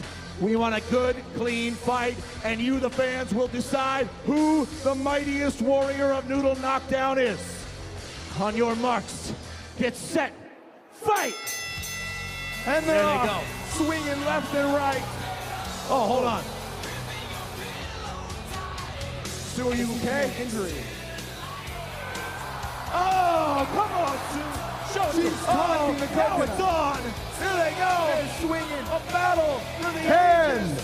9, 8, keep going. 7, Come 6, on. 5, 4, 3, 2, 1. Break it up, Stop break the it up, fight. break it up, break it Stop up, the break it fight. up, break it up, break it up, break it up.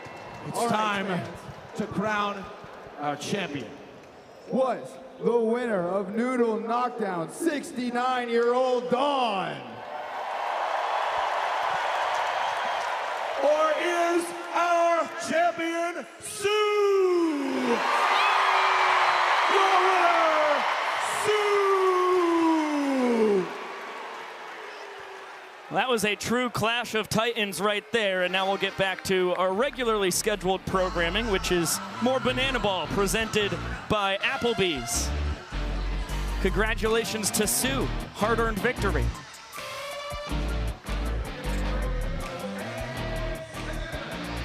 So the Bananas win the 3rd inning. They gave Tristan Levesque 4 runs to work with. He struck out the side, including Grady Morgan stepping out of the box for strike 3, which flew completely over our heads in the booth as we were in full conversation mode with Cruz and left. Yeah, I think Grady Morgan a little confused on the count. Thought it was 0-2 when it was really 1-1, so then he swung through Levesque's 3rd pitch. After that was already heading out to the heading back to the dugout, and that's when you saw Levesque on the stream mouthing. He stepped out, which then rules Grady Morgan out via an upside-down strikeout in a scorebook.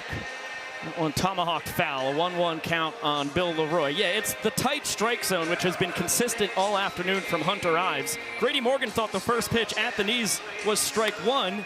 He assumed incorrectly it was actually called a ball, and that ended up leading to the strikeout by stepping out of the box, which happened to his teammate Dane Toffland earlier this year. Pretty rare you see it in Banana Ball. Bill Leroy gets the fat part of the bat on this one. Dunks it in fair down the left field line, and he will scurry into second. with a leadoff double to open up the fourth.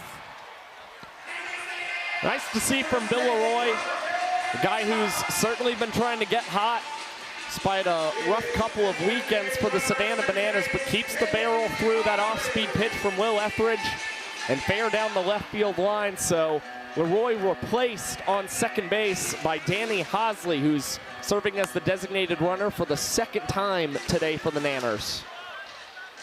The good news for the Coconuts is Will Etheridge pitches the same whether the bases are loaded or empty. He's going to be the same guy on the mound. Works from that stretch, and Bunting's trying to help him out. Oh no, the throw into center field. Hosley will pump the brakes though. Great backup by Ben Parker.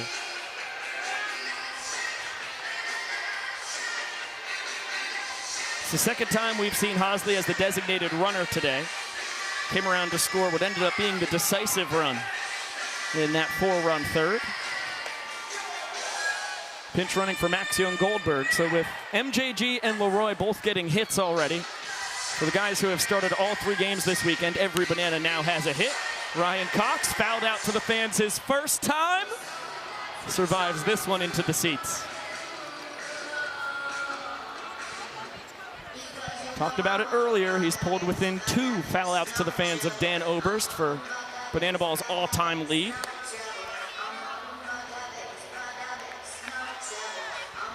It's got to be one of the most fans-first accolades you could have, whether the hitters like it or not. Think about all the memories these guys are making. Cox earns the sprint. Hosley will score easily from second. All 7 Coconuts fielders behind the pitcher and catcher have to touch the ball before it's live.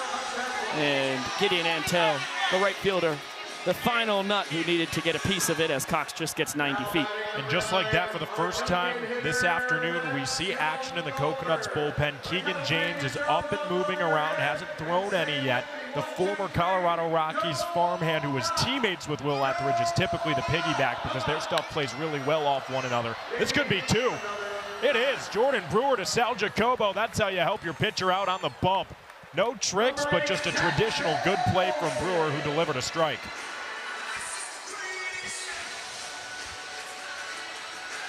Wheel 3-6 twin killing. Heads up by Brewer straight to the bag, and then Jacobo, knowing he needed to put a tag on his counterpart at short to put the bow on the double play.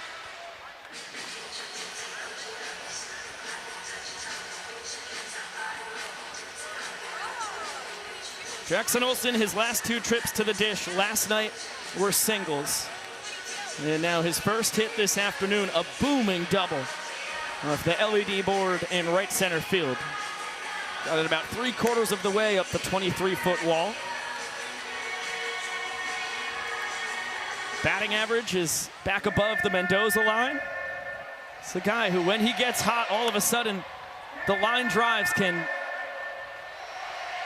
really come in bunches as Olsen survives that foul ball off left field foul territory.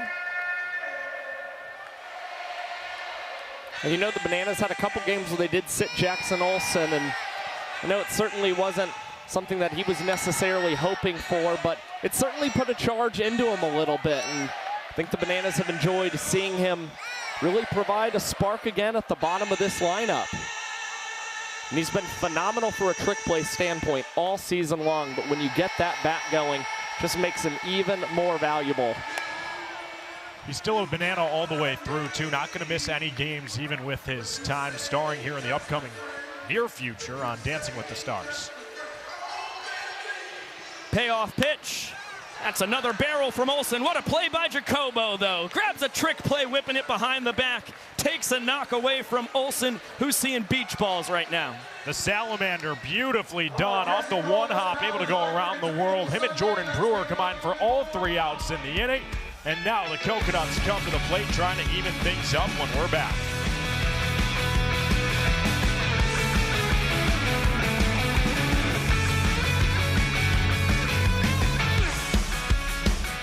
Biggest hey baby to finish out this 3-game series. So I need everyone to get those hands all the way up in the air. All the way up. All right, let's get it going, Shark. Clap those hands.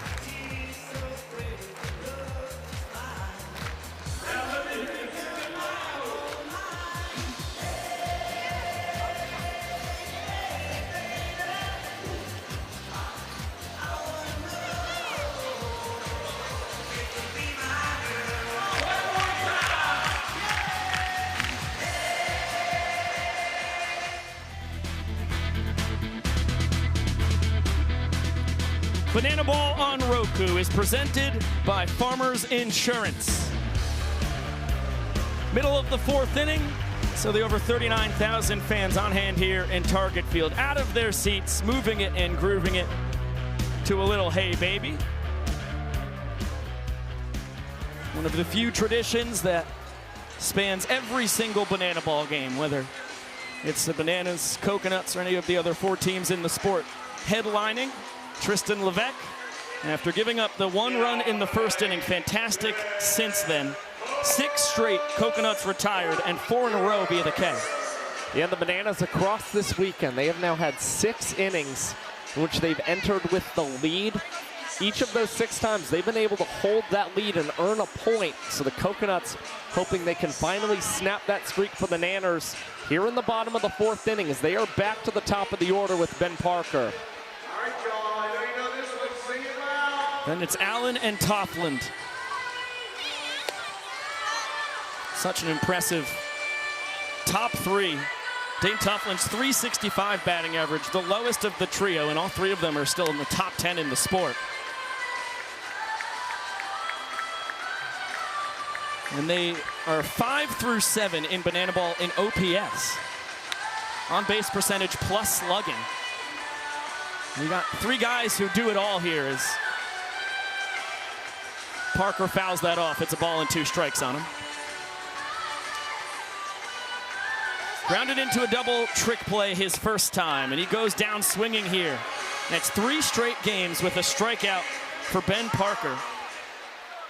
That's only his 16th of the year you just saw, compared to 25 ball 4 sprints he's earned, which leads the Coconuts. And Tristan Levesque has struck out 5 consecutive Coconuts batters. Started with Urso to end the 2nd, struck out the side in the 3rd, and that sets down Parker swinging as well. We have talked about it. The strikeout rate for Levesque since May at 25%. And you are seeing yet again a lot of swing and miss that he's able to induce. Well, to keep it going, he's got to do it against Banana Ball's July Offensive Player of the Month, Tanner Allen. He's been phenomenal from his first game with the Coconuts, but seems to just be getting better as his rookie campaign gets older. But this time, a foul out to the fans. Beautiful barehanded catch by that gentleman in the 2nd deck.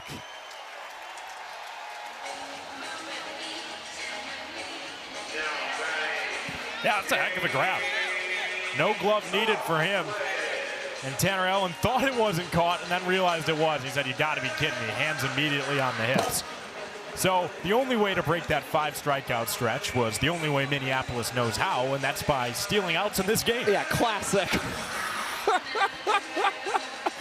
2nd foul out to the fans of the weekend for Tanner Allen, and now Dane Toffland, who suffered the same fate his first time, is up to a pair of foul outs to the fans this weekend as well. Yeah, so it's getting a little comical because the Bananas only have 2 trick plays. It came on their first out of the ball game. After that, it's been nothing but strikeouts and foul outs to the fans. Ryan Cox, though, is going to change that. He and Alex Ziegler team up for another double trick play today for the Nanners. And now they have doubled their total here this afternoon and earned a point to put them in front for the first time today, as it's time for no shoes, no shirt, no problem. It is now time for a Loco Beach Classic. Joining me down here at first base is my friend Kyle and Chris, and they are about to do the no shoes, no shirt, no problem. Here's how this is gonna work. These 2 are going to run from 1st to 2nd, where they will then take off their shoes. From 2nd to 3rd, they will rip off their shirts, and then, with no problem, will run, jump, and splash into the kiddie pool by home. Gentlemen, this is your moment. On your marks, get set, go! It's a dead even tie between Chris and Kyle at this point. They gotta throw those shoes off of their feet. Now with blistering pace, they head towards 3rd, where those shirts must come off. And with no problem, who will be our winner? It's Chris. It just goes to show you don't need shoes or shirt to be a winner. One more time for Chris, everybody!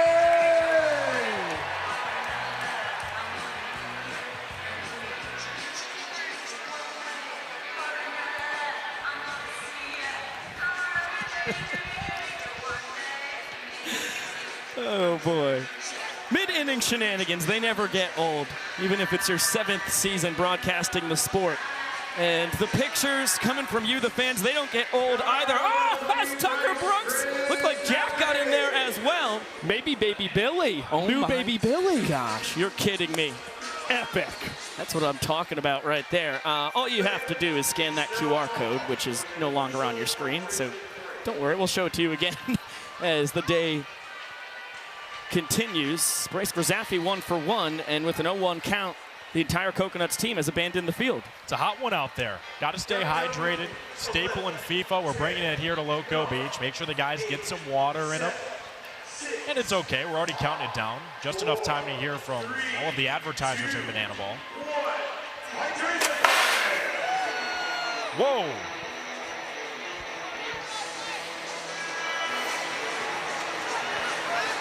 Can't leave the box. Otherwise, it's a strike, so Grzafi's got to stay in the middle of a water war, and Zach Smith's got him on the belt. This is how we hydrate at the beach. I know Jacob Bazala's got to have his eyes on Joe Filomeno, who I think it was a wise decision. He stayed in the dugout for that one. Filomeno absolutely smoked Bazala with a water balloon to the noggin last night. Big-time headshot. Bazala had revenge on the mind today.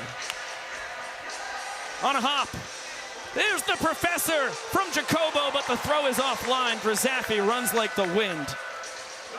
So you're going to notice Jordan Brewer's not wearing a Coconuts jersey. That's actually the jersey of his knee cartilage donor that he credits for saving his career and his life in the Astros system. He met them and the family for the first time ever this weekend. They agreed to come to the game to Target Field.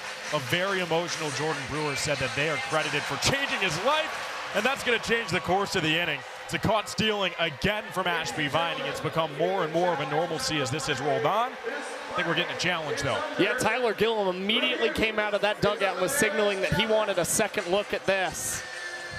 And Grzafi pretty animated as well, so we'll see what the umpires decide as we get a look back at this one on replay. Brian Bankston, the second base umpire, had the best view in the house. And the umpiring crew is going to have to see clear evidence that his call was incorrect. It says bang, bang as they come.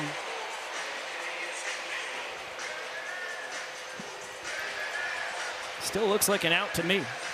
On first look, I think I agree as well. This is the shot right here. Yeah.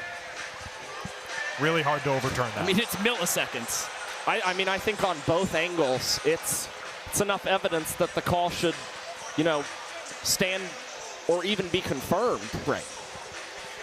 Yeah, you need clear evidence to overturn the call. I think we're far from that. Yeah, he's out. Ladies and gentlemen, after further review, so the Bananas lose their challenge for the ball game. Grzafi thrown out for a 5th time this year in 18 stolen base attempts. He's talking to Ashby Vining about his caught stealing percentages in the locker room earlier today. Very humble guy, but you know, he's like, I could use a little help from my pitching staff, and Will Etheridge did just that. Quick to home plate, Vining took it from there and guns down one of the fastest Bananas. And we saw the pop time last night. Fantastic for Ashby Vining when he threw it. Reese Alexiadis decided to post it out on the socials as well. Something he told me before the game. He was pretty proud of that one.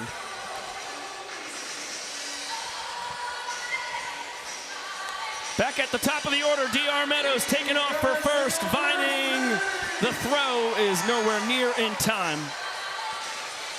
So the Doctor, his 4th steal of first base this year. Can only do that on a wild pitch or pass ball.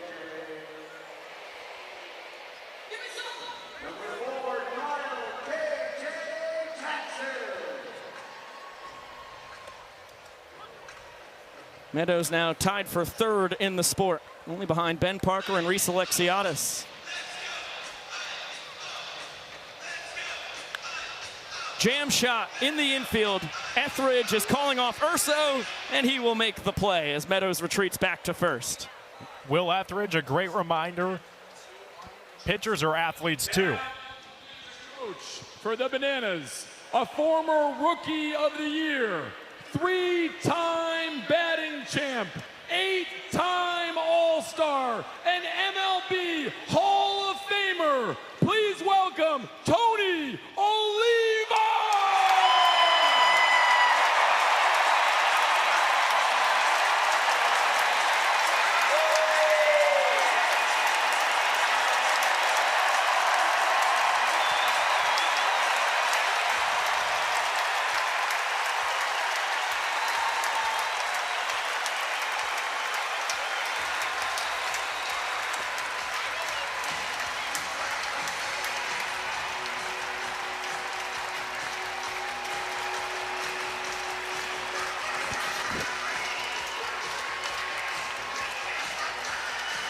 That is so cool right there. Everybody on their feet here in Target Field, honoring the Twins legend, Tony Oliva, 88 years young.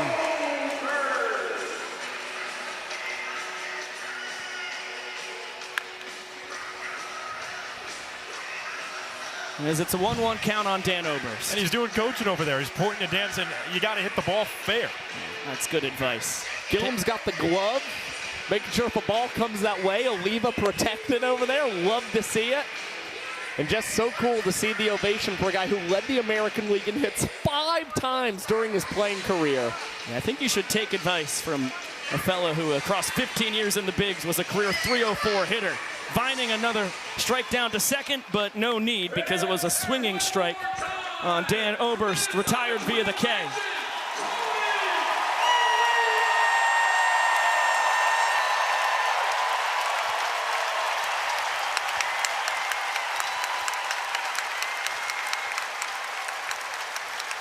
And another massive standing ovation for Tony Oliva. Fans, I have a very serious question.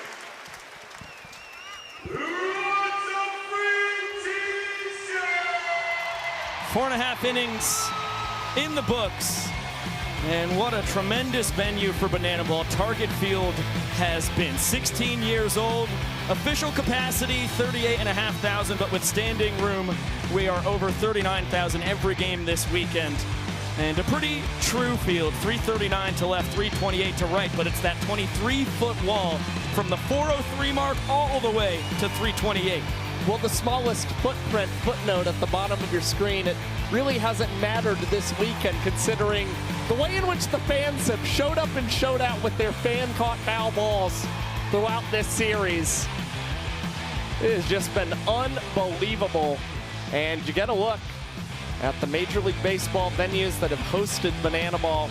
So cool to see another one that gets checked off the box. And we've still got Detroit, which will host the Party Animals later in the year, and Arlington, when the Bananas and Texas Tailgaters will square off the last regular season series for those two teams.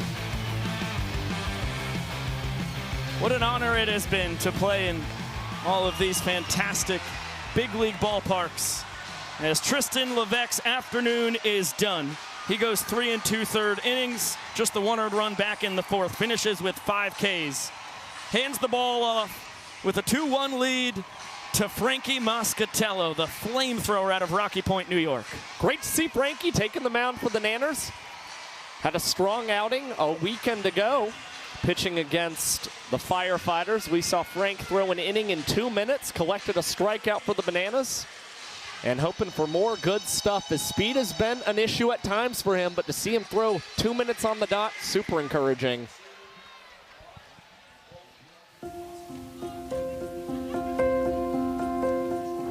Do you think you'd be here today if not for Benjamin? No, I would not.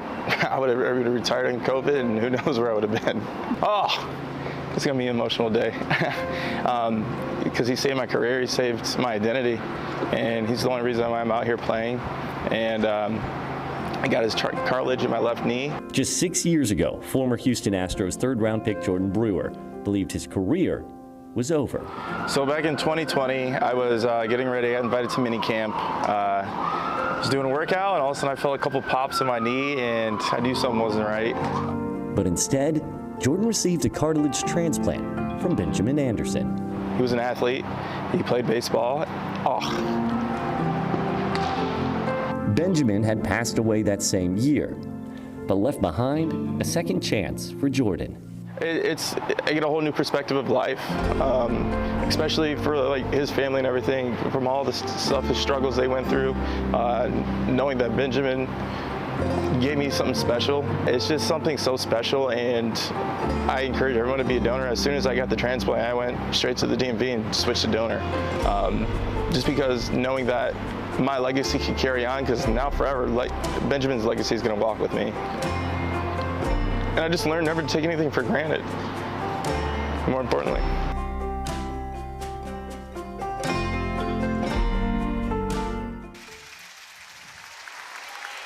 Ladies and gentlemen, escorting Jordan Brewer to the plate is Benjamin Anderson's mom, Jackie Anderson.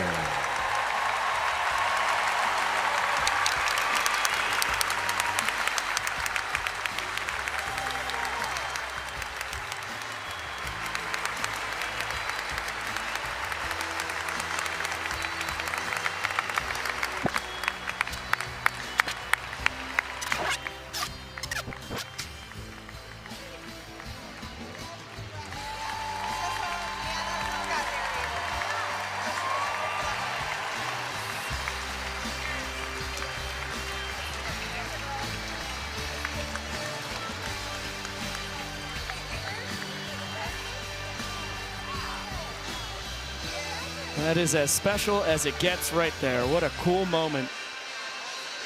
What a roller coaster ride of a journey through sports it's been for Jordan Brewer. 16 different surgeries he's had in life. None more important than the cartilage transplantation that helped restore his knee after that devastating injury.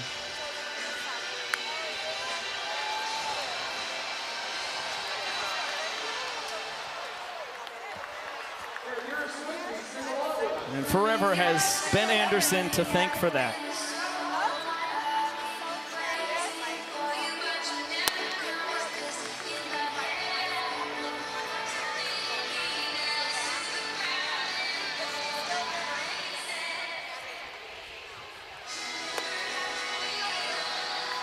And he's got himself a 3-1 count here against Frankie Moscatello. Brewer, the cleanup man. Fouling the fastball straight back. It's a high velo fastball from Moscatello. Sits about 92 to 96 this year. He's had seasons in his pro career. He's been averaging 98 on the gas. It's his 9th season of professional baseball. He was the 2023 Frontier League Pitcher of the Year when he was up in Quebec.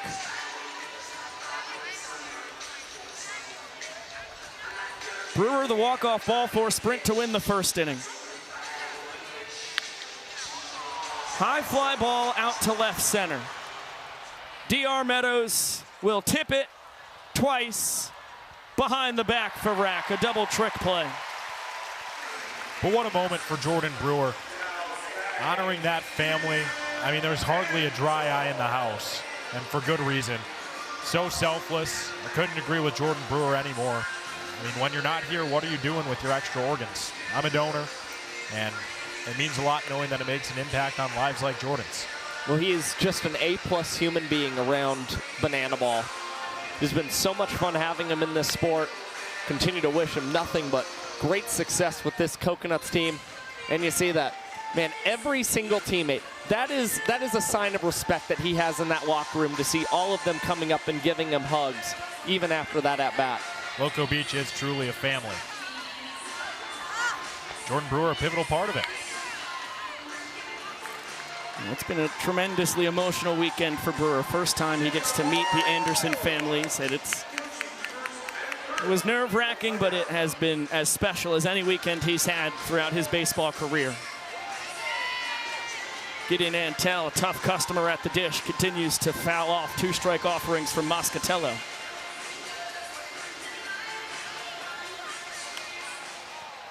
Gives the fans another chance. And Gideon Antel has fouled out to the fans for a second time today. and a third time in a row going back to last night. Well, he's a pretty emotional player. I know it's certainly, building for him the frustrations. But at some point, all you can do is just take a deep breath, smile, and respect what the folks here in Minnesota have done throughout the weekend. 10 last night, we're already halfway there here in today's ball game. 6 of the 10 last night went against the Bananas, but 5 of the 6 today have gone against the headlining team in Loco Beach.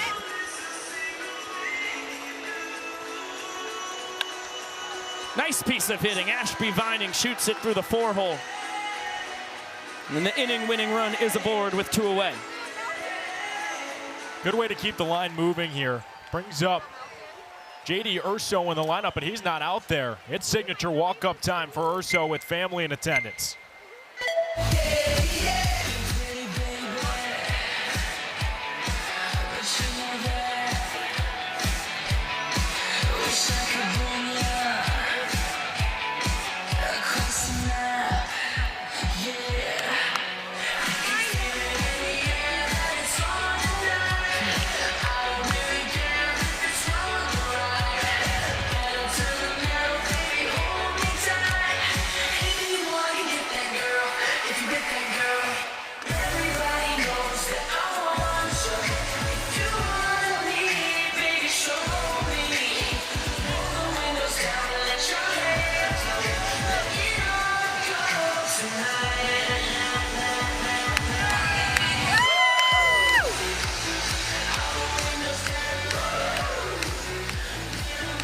We talked about it earlier, AJ. It's so cool to have his family here. Of course, his father, John, a legendary coach at Tampa, just got his 3rd straight national championship. And Joe and JD became the first father-son duo in D2 baseball history to both be All-Americans.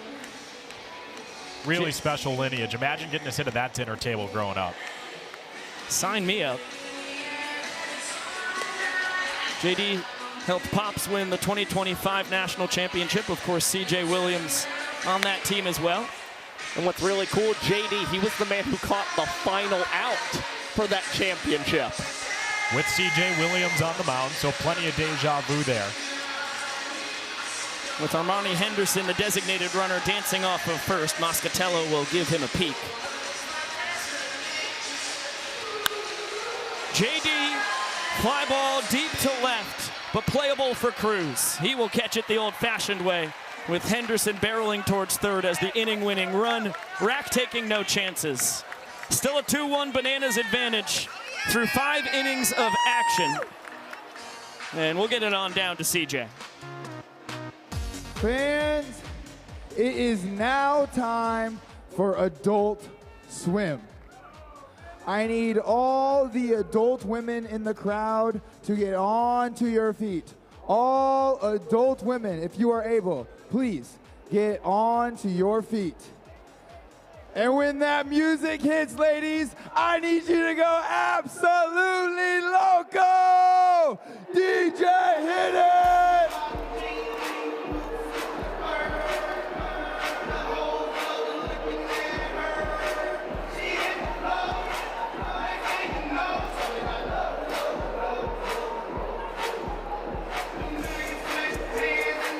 I see you, ladies. I see you.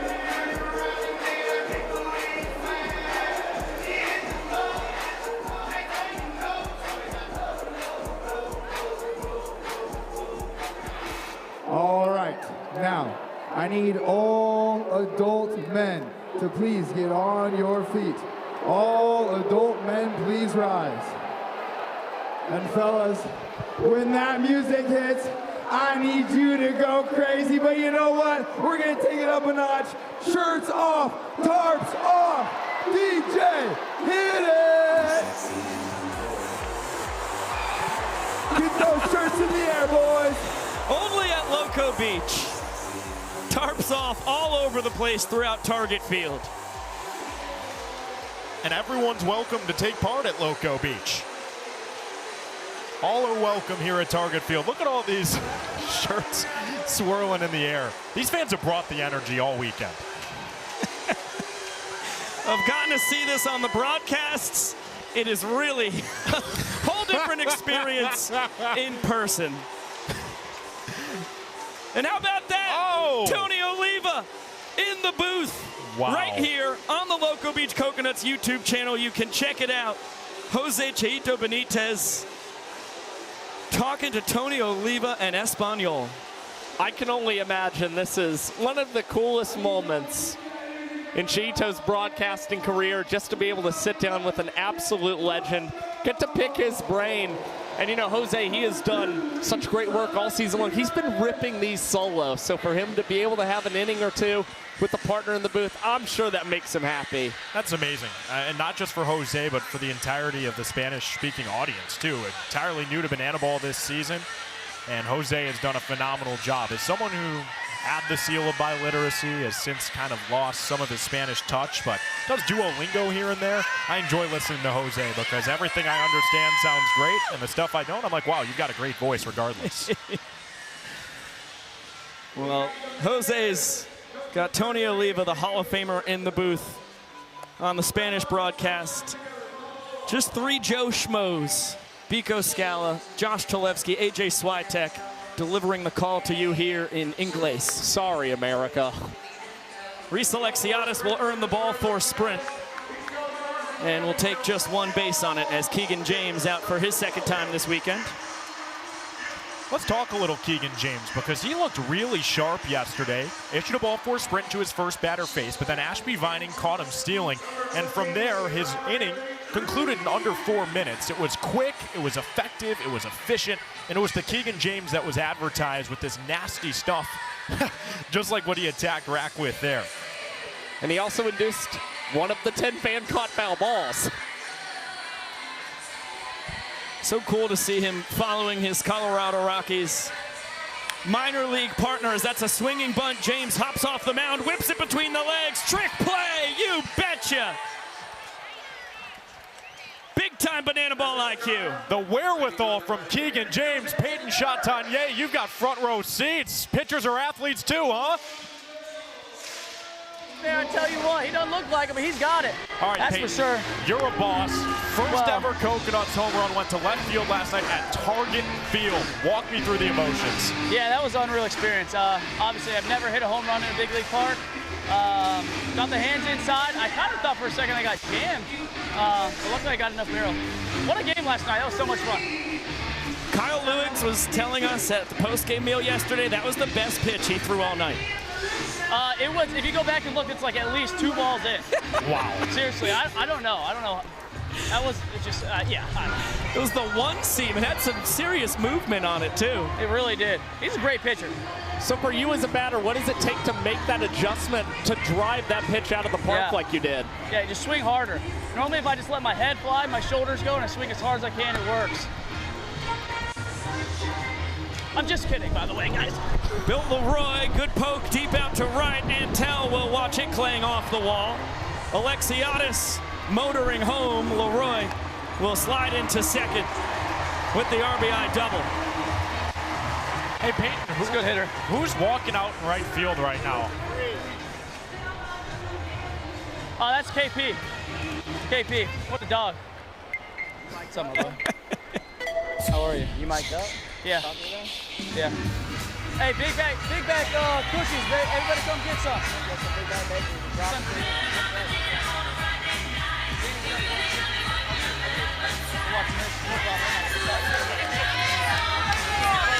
No, we've been, well, we're not watching you, No, but we are just listening. live to thousands. Yes. Okay, cool. Oh, yeah. Big Bag Bakery. You've gotten to try one, right, Peyton? Oh, I've tried 12. Smart Pretty guy. good. Pretty good, man. I'll tell you what. No joke. We're getting another look at Leroy's second double of the afternoon. Yeah, he's on fire, man. What a 9th year as a Savannah Banana Leroy is having. Slugging percentage north of 500 as Cox gives our man on the mic an opportunity. Chatagnier between the legs. Brewer behind the back. Look the sexy Dexy. Yeah! Yeah! Peyton Chatagnier on the mic. Double trick play, awesome. double beauty. Love that. How do you make it look so good? I tell you what, I just throw it to Jordan. He's the one that really makes it look good. What happened? Oh, we got a new pitcher. Okay, I just freaked out for a second. Now, riddle me this, Batman. Is that the traditional, things you're saying after you collect your trick plays in the game? Yeah, honestly, I'm kind of trying to tone it down for the mic. I normally get a little loud, but probably nobody wants to hear me screaming to this mic, so. Now, you can be your own freak self, whatever you want to do. Peyton, there's a reason why we slapped a mic on you. We have full trust. Thank you. I appreciate that. That means a lot. It's great play-by-play by you on it, too. Like that? I try my best. Peyton, what are we going to see here from Benny? We're about to see a backflip out of Benny with a, let's go, breaking ball, strike 3, trick play. Strike 3, trick play. Boom, almost called it.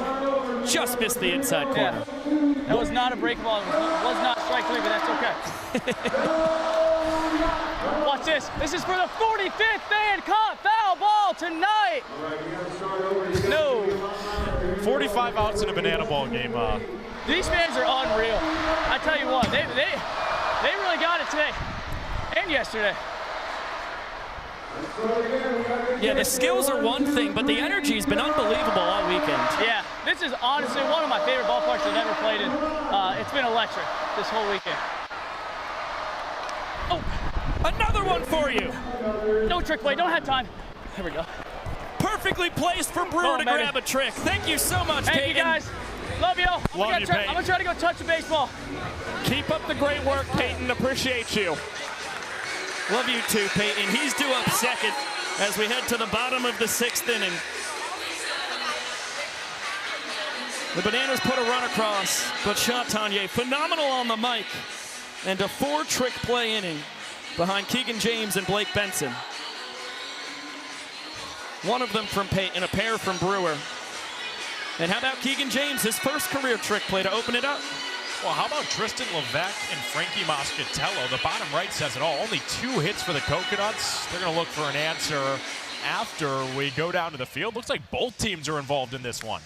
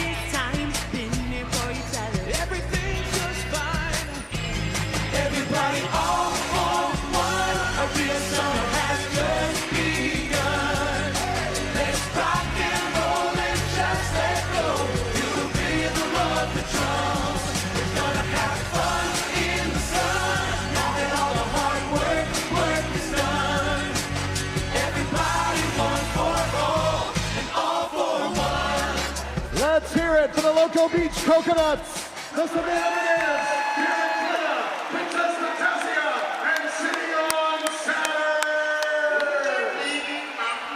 How about that collaboration of talent to get us closer to the 6th inning? But before we get it, here's our Banana Ball backstage question of the day. What's up? Hanging out in the dugout for Banana Ball backstage with my guy Braden. You've got a question for Peyton Chatagnier. Who's your favorite Minnesota Twins player of all time? Peyton, this is a good one. Let's see what you got.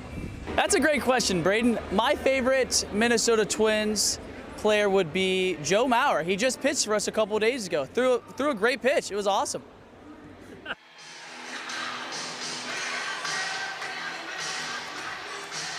Yeah, that's a right answer right there. That's my favorite Minnesota Twin of all time as well. Josh, AJ, you disagree? Makes 3 of us. Oh, Josh, it's got to be Kent Herbeck for you. You're hilarious. You think you're really funny with that one. That's pretty funny. Trying to taunt me with some 91 World Series stuff. It's pretty funny of me. It's not Herbeck? No. Noah Nisnik, the new man on the mound for the Bananas. So Frankie Moscatello does his job. He earns the point in the 5th inning. I was a La Tortuga guy. Astudillo. Oh my gosh. He was so fun. He was awesome. Everyone loves La Tortuga. You want to talk about the multifaceted talents in this league? Have you heard Party Animals designated fielder John Howard Bobo rap about Noah Nisnik doing the stanky leg? Not yet. Banana Boat 2, the anthem, live on Spotify as we speak. It'll change you. Great shout by you. 3-0 count on Grady Morgan, and it's 4 straight bad ones from Nisnik to start his outing. Coming out of the pen for a second straight week, as it's a big turn from Grady, but he will play it safe and just take the 90 feet. His second sprint of the weekend, on board for the 4th time. Yeah, not the start the Bananas are looking for from the new man out of the bullpen, Noah Nisnik. Another guy who looked pretty sharp a weekend ago. This was the plan that the Bananas executed against the Firefighters. They had Levesque pitch 4 innings, then go to the pen. But right now, Nisnik finding himself in a bind as the Coconuts get ball 4 sprint and then a Chatagnier single, 2 on and no out.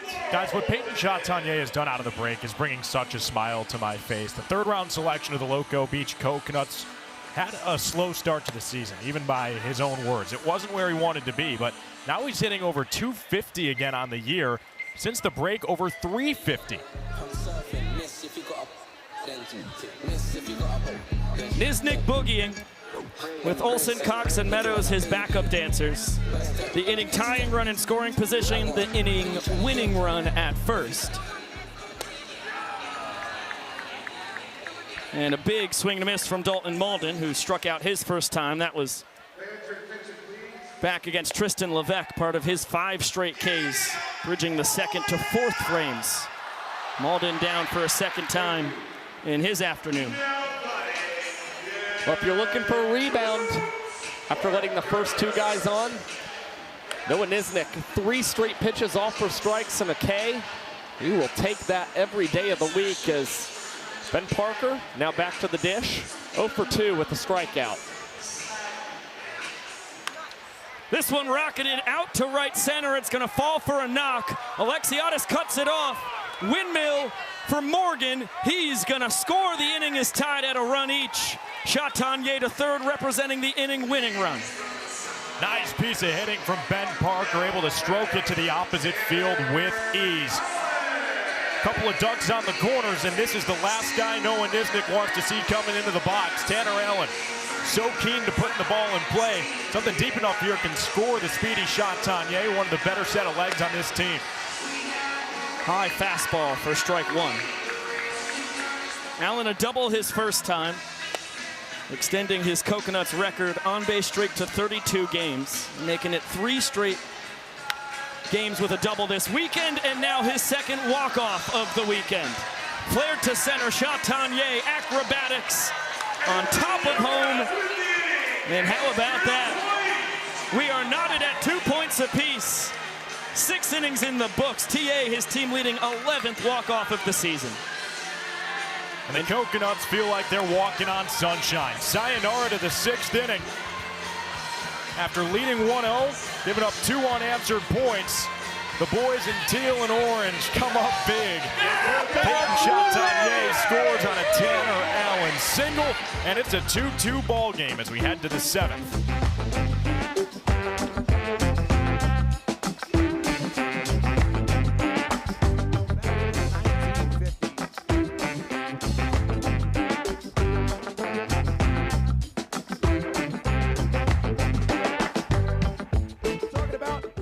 Juicy Lucy, just right down the road. But 2 bars call that home. They said they created the 5A Club and Matt's Bar. And while we may never settle that debate, we can settle another debate right here at Target Field. Right here, we have 3 ladies named Lucy, and they are going to compete for one of those famed burgers. And one of them will be crowned the juiciest Lucy here today. First up, we have 44-year-old Lucy. Girl, lead us off. Here we go. Listen to me now.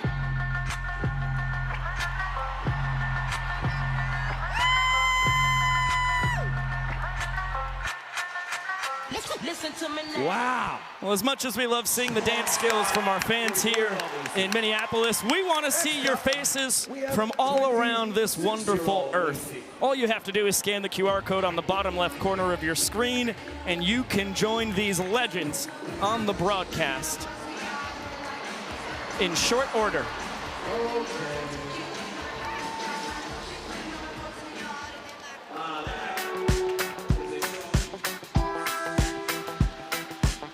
We're back with more Banana Ball, presented by Applebee's.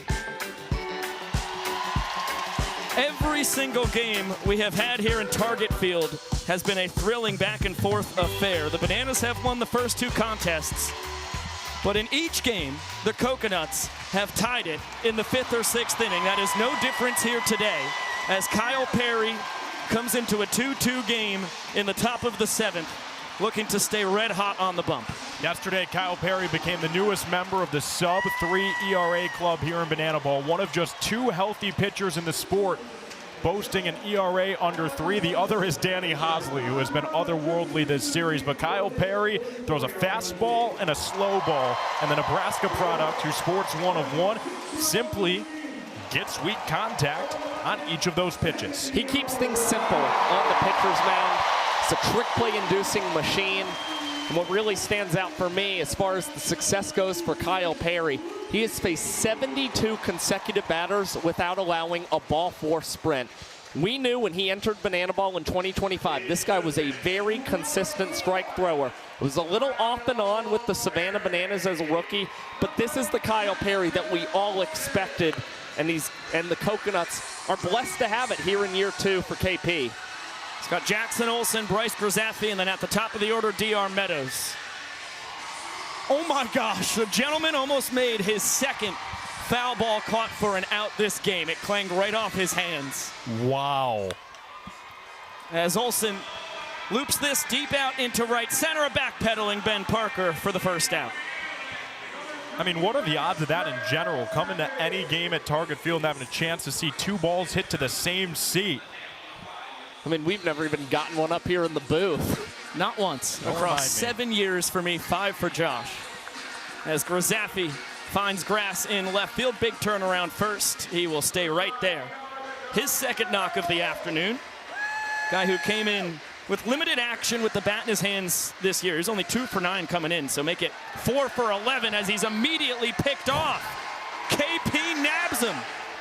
And you saw that last night from Kyle Perry. He found himself in a jam. 1 out guys on the corners, picked off Jackson Olsen, and then induced soft contact to throw up a scoreless inning. How about KP and the lefties overall in this series? It has been pickoffs galore. Kyle Perry's my dad's kind of pitcher.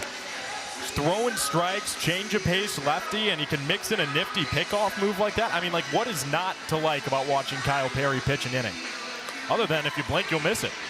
Well, that ends the streak. A shake of his head as he gives up the ball 4 sprint to DR Meadows. The final tally, Josh, we'll get it from you after Tyler Gillum makes an announcement. Now coming to hit the world's tallest batter.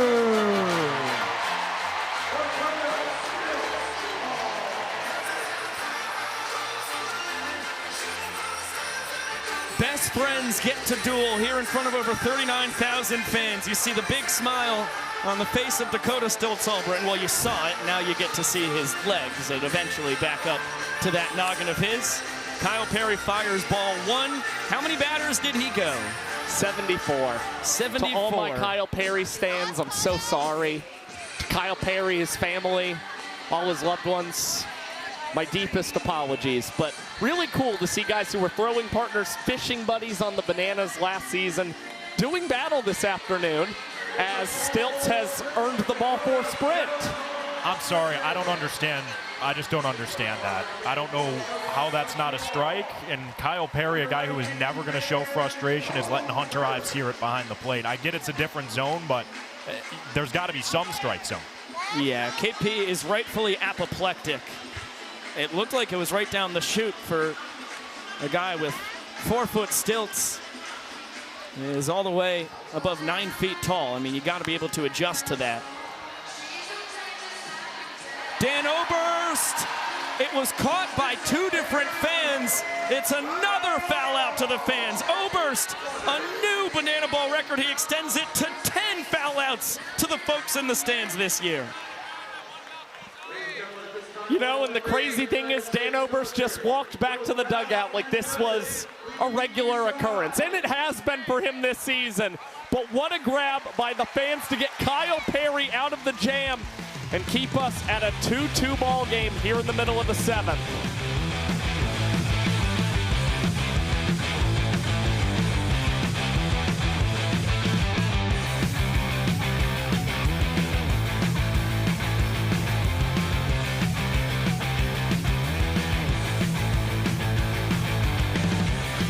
Police officers, to our firefighters, to our nurses, to our EMS workers, to our dispatchers.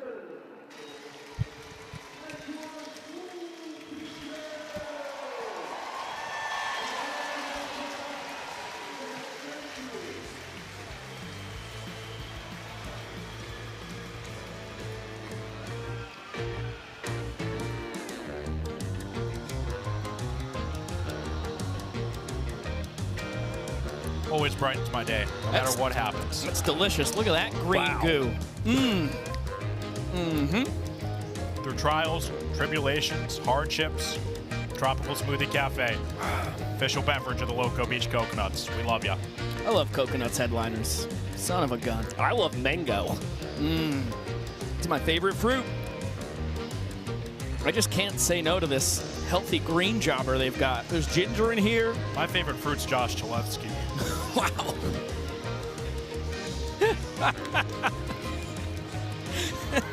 I'll leave that right there. And we'll check in with the new man on the mound for the Savannah Bananas. It is Big Al, Alan Sadoff, the 9th round draft pick for the Bananas out of Ridgely, Maryland. Coming in, trying to keep this a tie game. Taking the bump for the 15th time this season. Sadoff, the last time he saw the Loco Beach Coconuts through 2 2/3 innings across the series in Grayson Stadium, did not give up a hit, had 2 strikeouts, and even had a cartwheel trick play. And it was some of the sharpest stuff he's shown all season. But he is greeted with a 1-0 pitch that is laced into center field. So Toughlin on for the Coconuts to lead off the bottom of the 7th, and they just need 1 run to take the lead in points today. Jordan Brewer, a sprint his first time up, a double trick play in left center, his second try. So 0 for 1, the official line for the former Big Ten Player of the Year at Michigan.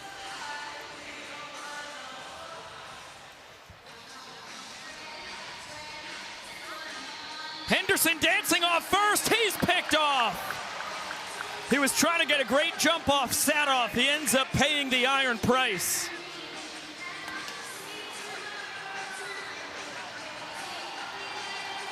Armani wants the Coconuts to appeal. They will do it.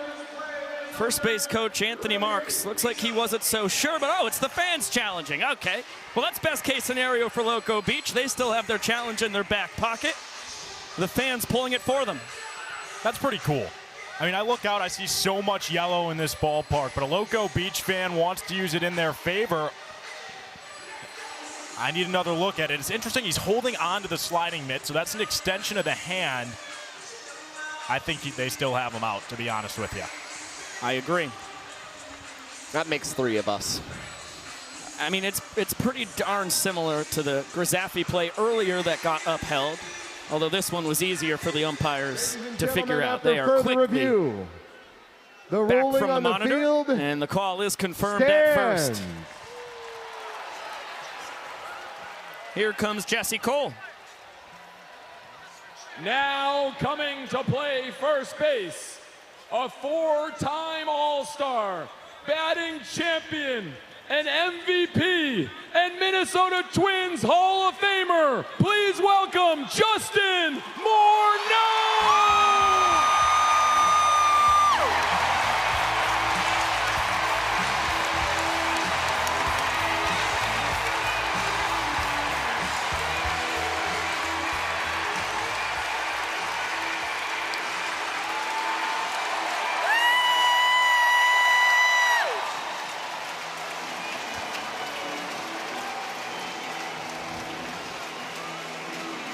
about a wry smile on the face of Justin Morneau. Spent 11 years of his 14-year career in the bigs right here in Minnesota, the 2006 MVP. 4 straight All-Star nods from 07 through 2010. And Jordan Brewer is going to make sure he's got some action. Cox with the trick play, a strike to Justin Morneau. Nice start to his banana ball career. He still got it with the stretch. You see him the 2 outs as well, signaling that with Ryan Cox. Tremendous trick play for the glove magician, who is now 1 away from reaching 100 here in 2026. And Morneau's chatting back and forth with the Coconuts dugout. He's saying, should I have gone behind the back, maybe between the legs? I don't think he's been grinding on his trick plays. Antel to the second deck. No catch. And thank goodness he's fouled out to the fans 3 straight plate appearances. Give the kid a break.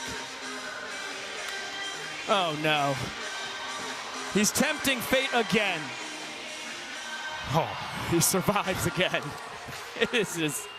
I can't breathe when the ball goes off his bat. It goes into the stands.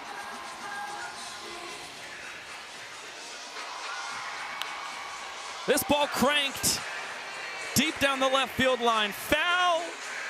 No catch. Thank our lucky stars. Antel, a tough cookie at the dish. We'll get another 2-2 from Sadoff. Right back up the chute. Gideon Antel, gritty at bat. And the inning-winning run is aboard with 2 down. And I like to see how, in spite of 3 foul-outs to the fans this weekend, he's not changing the approach. He understands that to get that pitch he wants, he's going to have to battle some off.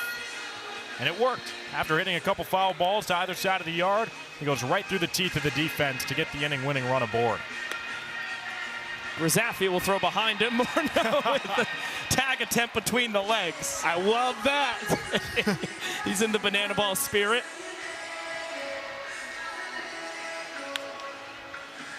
Chopper to short. The professor from Cox. Morneau off the bag. He applies the tag to Ashby Vining.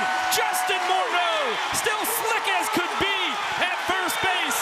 And it's the 100th trick play of the year for Ryan Cox.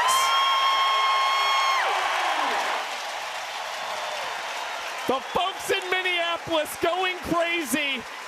Justin Morneau, a big moment there. Ryan Cox certainly happy about it, and Sam's with Morneau down on the field. Yeah, Justin, feeling limber as ever out there? I felt like I was running a quicksand, but I'm glad I got to go out there and do that. That was fun. How'd it feel getting a trick play thrown to you over at first? Not something I've ever had before, but you know what? This is entertainment. People love it, and I've enjoyed it. Justin Morneau, great job out there. He still got it, guys. No doubt about it, Sam. And a big thank you to Justin Morneau for joining us this weekend. What a weekend it has been. Twins legends galore. As Joe Filomeno, the former Rangers farmhand, comes in trying to keep this a 2-2 game as we enter the top of the 8th. Pico, Josh? Yes. You like jazz? I love it, indeed. But meatball is back. Joe Filomeno, second appearance here at Target Field. Another look at the 100th trick play and a nifty tag off the bag from Morneau. But I'll tell you what, I've got all my attention centered on the plate of spaghetti on the mound. Joe Meatball Filomeno had his worst outing of the year in Game 1. He's trying to get those vocal pipes going early and often here in Game 2. Yeah, just more than anything, had a tough time finding the zone in the 8th inning. Gave up 5 runs. They all became points because the clock expired in the 8th inning. And AJ, knowing Joe Filomeno, what's the mentality like for him trying to bounce back after what was a really rough Friday night? Oh, Joe Filomeno's forgot about Friday night the second he got off the mound. He went, he ate some meatballs, extra marinara, a little Parmesan, and now he's ready to throw some mozzarella down the pipe here. It's exactly what he does on the 3-0. Reese Alexiadis, an RBI single, a ball 4 sprint, a run scored. It's been a busy weekend for Super Reese, who earns another ball four sprint. That's his 5th across this 3-game set. His 26th of the year compared to 27 strikeouts, approaching a 1-to-1 ratio. Alexiadis is kicking it into high gear towards the back end of his 3rd World Tour. We did enter this weekend with an OPS plus just a hair below 100. He's never had a tour where he's finished below that 100 mark. And certainly after this strong weekend, going to be back above a tour average hitter this season. 1-0 count on Robert Anthony Cruz. One thing notable about Joe Meatball Filomeno, his meatballs are always raisinless. You can leave those to Sicily. Now that's controversial because your grandmother puts raisins in the meatballs, am I right? How many times do you have to tell Grandma Switek, please don't put the raisins in the meatballs? If Joe Filomeno doesn't do it, we sure shouldn't, and he's from 15 minutes from where I'm from at Loco Beach. Filomeno out of Cicero, Illinois, right back up the middle. He bounces off his foot. He will have no play. So an infield single for Robert Anthony Cruz. Tough break for Loco Beach. If it got by Filomeno, it could have been a double play. That one clinked right off his pots and pans, but good news for Joe Filomeno is he's always chefing up something. Stirring that big bubbling pot. I know that all that's on his mind right now is slapping that stomach and singing the song, but it's testy waters here for the meatball. He's going to have to deal with Bill Leroy. On a hop, Urso to sound. Now he throws it into right field. Alexiadis will score. Cruz into 3rd. It was a tailor-made double play. Instead, a colossal error. Urso came into the weekend without an error on the year. That's his 2nd in this series. And the Bananas push a run across. Yeah, it's the worst play of J.D. Urso's banana ball career. There's no if, and, or but about it. That's a triple play ball. A mental error. You could see him freeze going towards the bag, and then he kind of panicked and threw it to 2nd. That is so out of character for Urso, who, as you mentioned, entering this series had been the only coconut perfect in the field. Well, like we've mentioned throughout this season series, to be quite honest, the errors late in games for Loco Beach has hurt them so much. That is their 16th error against the Savannah Bananas this season, and definitely coming at quite possibly the worst time. As they have often across the now 8 games these teams have played. That softly hit Jacobo, flipped to 2nd just in time for the force. But Rack scores. A ribeye for Cox, and now 2 runs across for the Nanners. I'm going to go ahead and wear that one. I've got to stop mentioning raisins. It never goes well at the beach when there's raisins. They all melt together. I'm sorry, JD. One of my very best friends in this whole world, by the way. Right, and a phenomenally talented infielder. I mean, this is a guy who spent 5 or more games at every spot in the infield. His final season at Tampa. Could play anywhere. He's so sure-handed. He only has 2 trick plays missed across 43 trick plays on the season. You mentioned it, though. He just got caught in between. It wasn't hit, I think, quite as hard as he thought. He made the judgment, if I go to 3rd, I might not be able to get another out, so my only chance at a double play is whipping it to 2nd, and then he yanked the throw. A ball and 2 strikes on Max Young Goldberg, a single his first time. Since then, a couple ground outs, one of them into a double play. Fans want donuts. They'll need a strikeout from Filomeno to get them. The meatball song with donuts attached would be cinema. He's aware of these stakes.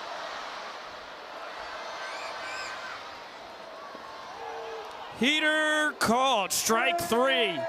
Filomeno delivers the sweet treats for the full capacity crowd. But da da da da da da meatball da da da da da da da donut da da meatball da da donut. Appetizer, dinner, dessert.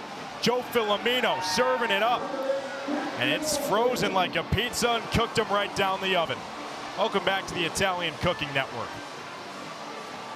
Great frame by Vining on the fastball around the outside corner there. Jackson Olsen, a double his first time. 3 knocks on the weekend. Allowed out his 2nd trip to the dish.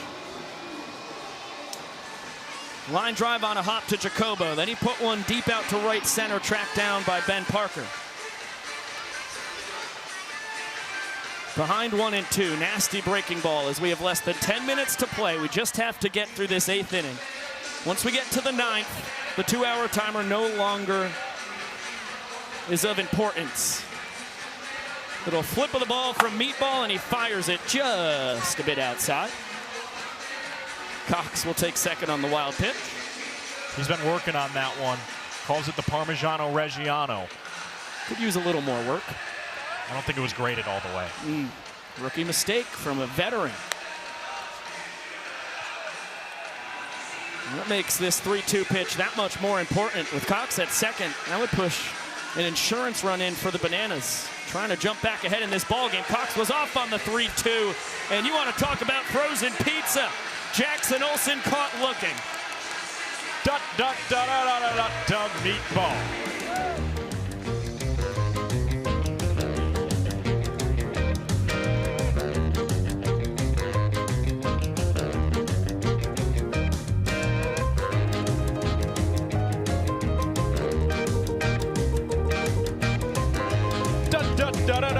YouTube,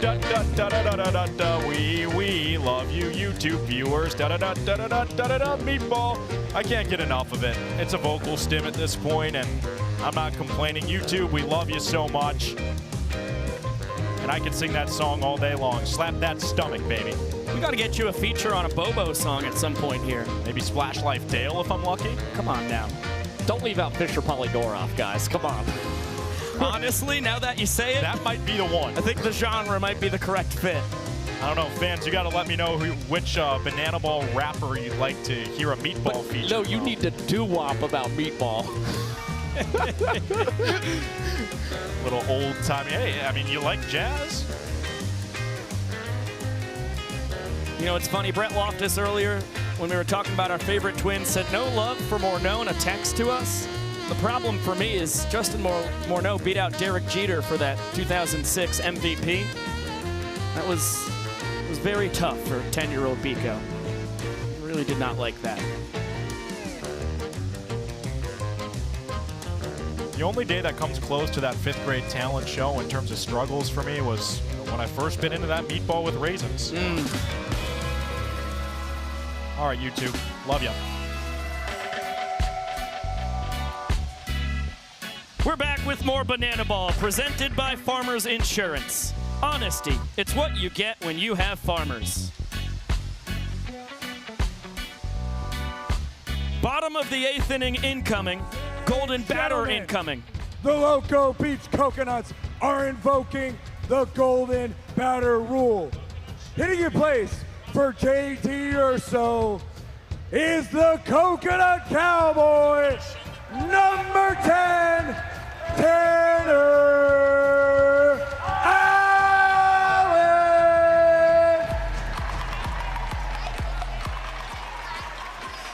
No one's donned the golden robe for the Coconuts more than Tanner Allen this season. Number 17 comes against Bezala, a freshman on the bump with just over 6 minutes remaining on the clock and a 2-run deficit to dig out of in the 8th. On a hop, Cox between the leg transfer over to first. Siggy between the legs at first.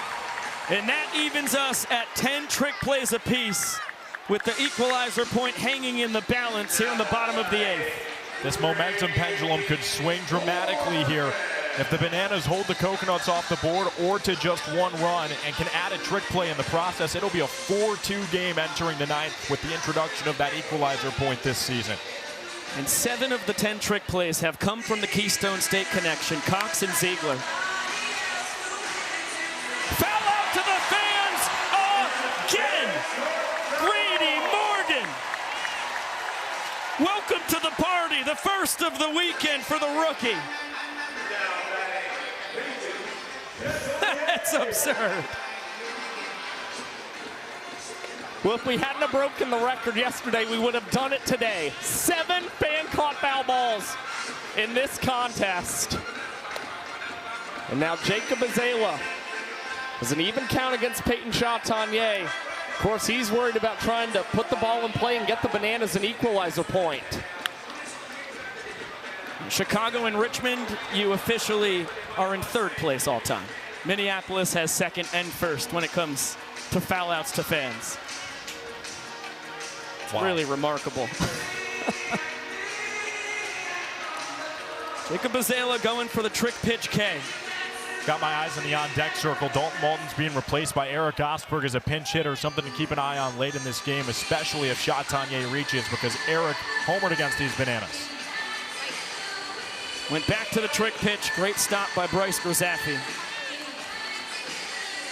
It was 3 straight weekends now that Grizz catching the third game of a 3-game set. Might as well be a brick wall back there. Bazela, trick pitch on the 3-2. Once again, he spikes it. Grizz knocks it down, but Chatagnier, a great chance at 2 bases on this. It's around the infield, and he's to second before Rack even gets anywhere close to second base. That was the last Banana who needed to touch the ball before it was live.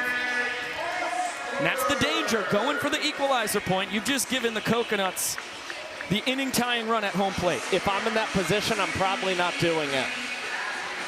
I try a trick pitch, I get to a full count and said I'm worried worried about throwing strikes because I want to make sure I secure a sure point. You're up 2 runs in this inning. Now Eric Osberg, he is the inning-tying run at the plate. Well, those were an underratedly important 90 feet, too, from Chatagnier, first to second, because the ball was in the dirt. You can't get the force out anywhere but first now. 2 balls and a strike on Osberg, pinch hitting late in the game for a second straight day. Oh my gosh! The dude makes the catch on the foul ball from Osberg. Oh, come on, that's friendly fire. He dropped it too late. That's the Coconuts PA guy. It certainly is Justin Ripple, AKA the dude. The first PA announcer in Banana Ball history to catch a foul ball for an out.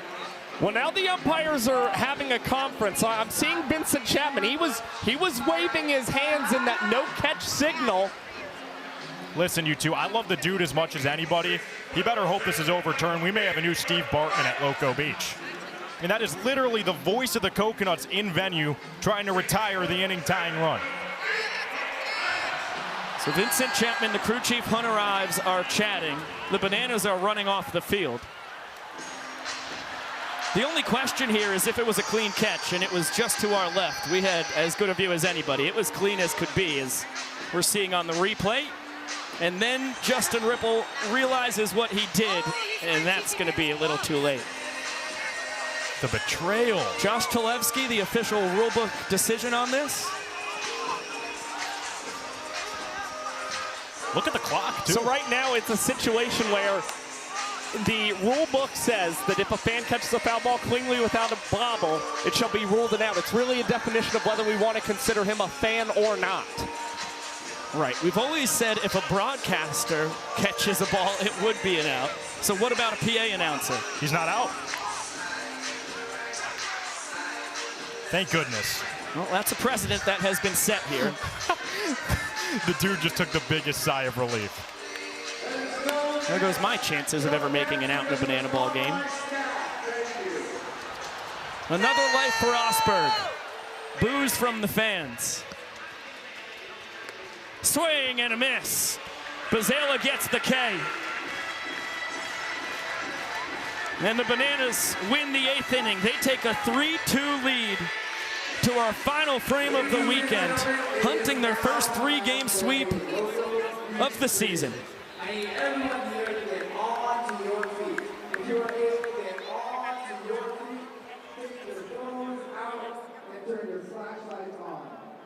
now, we're all going to sing along loudly to 3 Little Birds.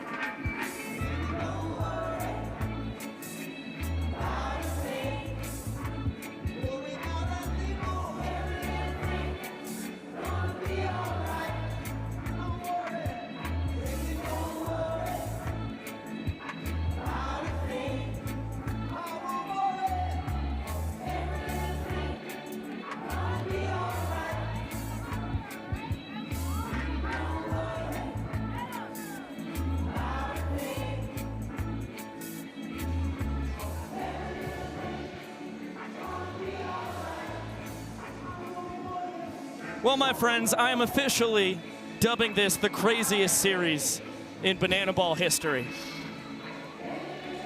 We saw the most foul balls caught by fans for outs ever last night. The original record. Who do we got there? AJ's got a mouthful of smoothie. He's really excited about a picture on the TV. I saw myself. Oh, cool. Congratulations, buddy. That's a first. I made it on TV. I'm really proud of you. So 10 foul outs to fans last night, 7 this afternoon. It would have been 8 if the umpires ruled the dude, the PA announcer for the Coconuts, a fan.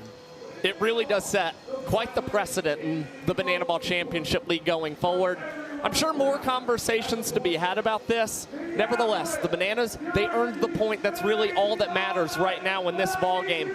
As CJ Williams enters yet again, we saw him pitch last night. 2 fantastic frames before also tossing in showdowns. And AJ, this guy, he's the villain. He is the villain. Allow me to introduce him. CJ Williams, a 3.89 earned run average.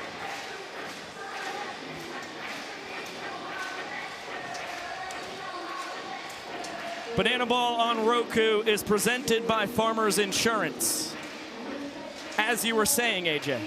Thank you. Yeah, CJ Williams has dazzled on this rookie campaign. It's the word I consistently go to. Ladies Let's see the and golden gentlemen, batter first. Wow. The Savannah Bananas are You just shut my invoking mouth. the golden batter rule.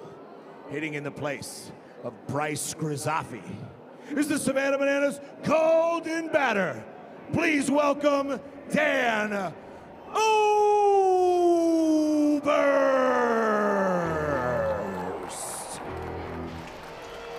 This is the matchup that makes this sport what it is. It's matchups like these. Come on, let's CJ get those Williams, a hands. premier pitcher. 16 for 18 in save opportunities this season, but he's not in one here. His job is to keep the deficit at 1, and he's got to start off against Danny O.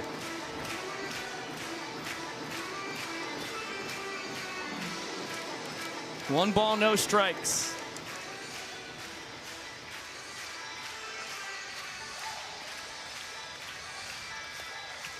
Remember, every run scored in the final inning counts for a point. So the Bananas with an opportunity for some big-time insurance here in the top of the 9th.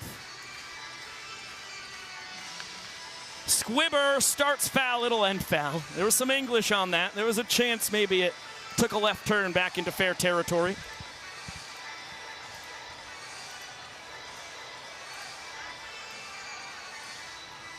Oberst 1 for 3 today. He fouled out to the fans his last trip.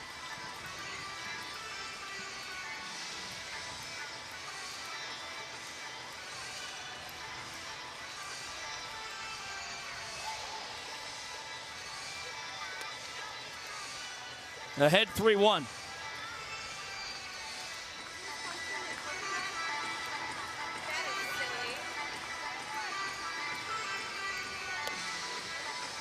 Called strike. Safe harbor rule in place, so with 3 balls in the count, Dan's safe passage back to the plate.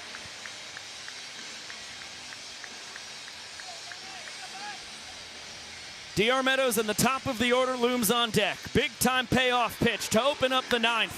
Oberst a mile high. Chatanier is called off by Parker. 1 away.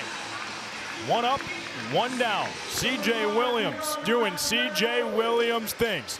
Number 0, a couple outs away from making it 3 scoreless here at Target Field. He's got Robert Anthony Cruz staring on as DR Meadows steps up to the plate. And all CJ has to focus on really is throwing strikes against the Bananas. They are just 3 for 21 against him this season. The only problem is we've seen Williams a little uptick in ball four sprint rate specifically against the Bananas, and we've also seen a wild pitch even that led to a steal of first for the Bananas across this season series. So as long as Williams is in the zone, he's likely to find success against the boys in yellow. Yeah, Alexiadis was the only Banana to reach against Williams through the 8th and 9th innings last night. That was a sprint to open up the top of the 9th. Besides that, 4 flyouts and a ground out to go with a K. The last thing you want to do as a bat is let C.J. Williams ahead 0-2, because when he's the dealer and he's got all of his aces up the sleeve, he can go to a number of different pitches, and he just has it on a rope, able to locate wherever he wants. Let's see where he goes here. The 1-2. Laced. Fair down the left field line. D.R. Meadows has reached 4 straight plate appearances. He cruises into second with a 1-out double. That's what you come to expect from D.R. Meadows. Sometimes he gets jammed when they go to that inside pitch against him, but he turns on that one from C.J. Williams so well to get himself into scoring position. And the Bananas, they've been remarkably strong with guys in scoring position here. And Kyle Jackson, certainly one of their best bats, a .421 average with runners in scoring position this season. Well, we've talked about the errors in the base running being the Achilles heel for the Coconuts. Bringing in runners in scoring position has been a struggle against the Bananas this season, and this series specifically for them as well. On the other side, Savannah's been doing it at will. Big swing and a miss. Nasty changeup from Williams. KJ 0 for 3 today. 2 for 11 on the weekend. Trying to join the party this afternoon.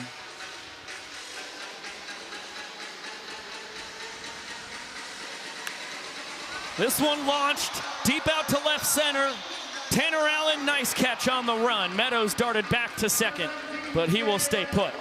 It's really good range from the Coconuts left fielder. Had to cover a lot of ground. But KJ sent back to the dugout empty-handed. And now it'll be a mano-a-mano part 2 between Oberst and Williams.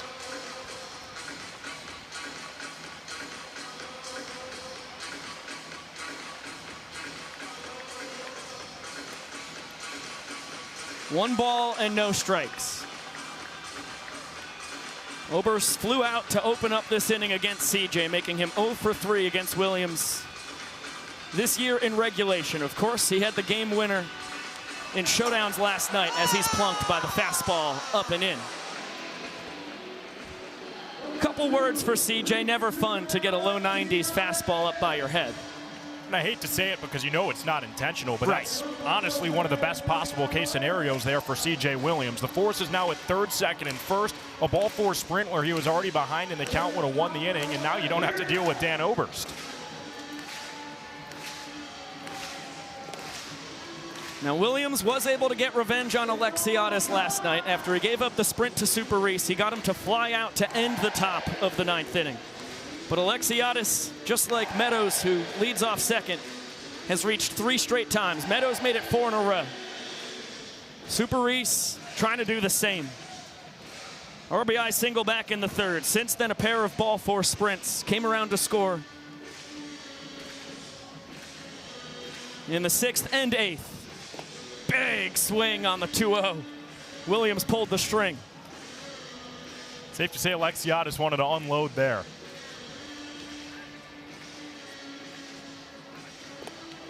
Super Reese, hunting breaking ball.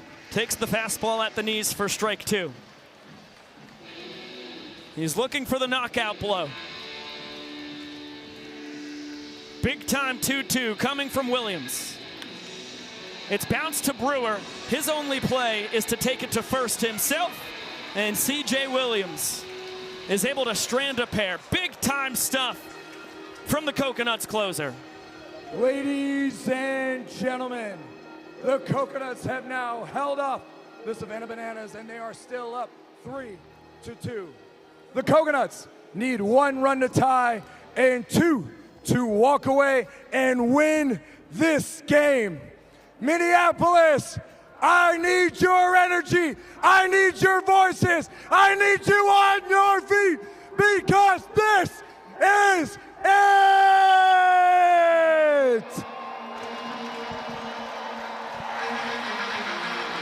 It all comes down to this. What a series it has been. Bananas a 7-2 win Friday night, a 3-2 victory after 2 rounds of showdowns an evening ago. And now 3 outs away from their first 3-game sweep this year.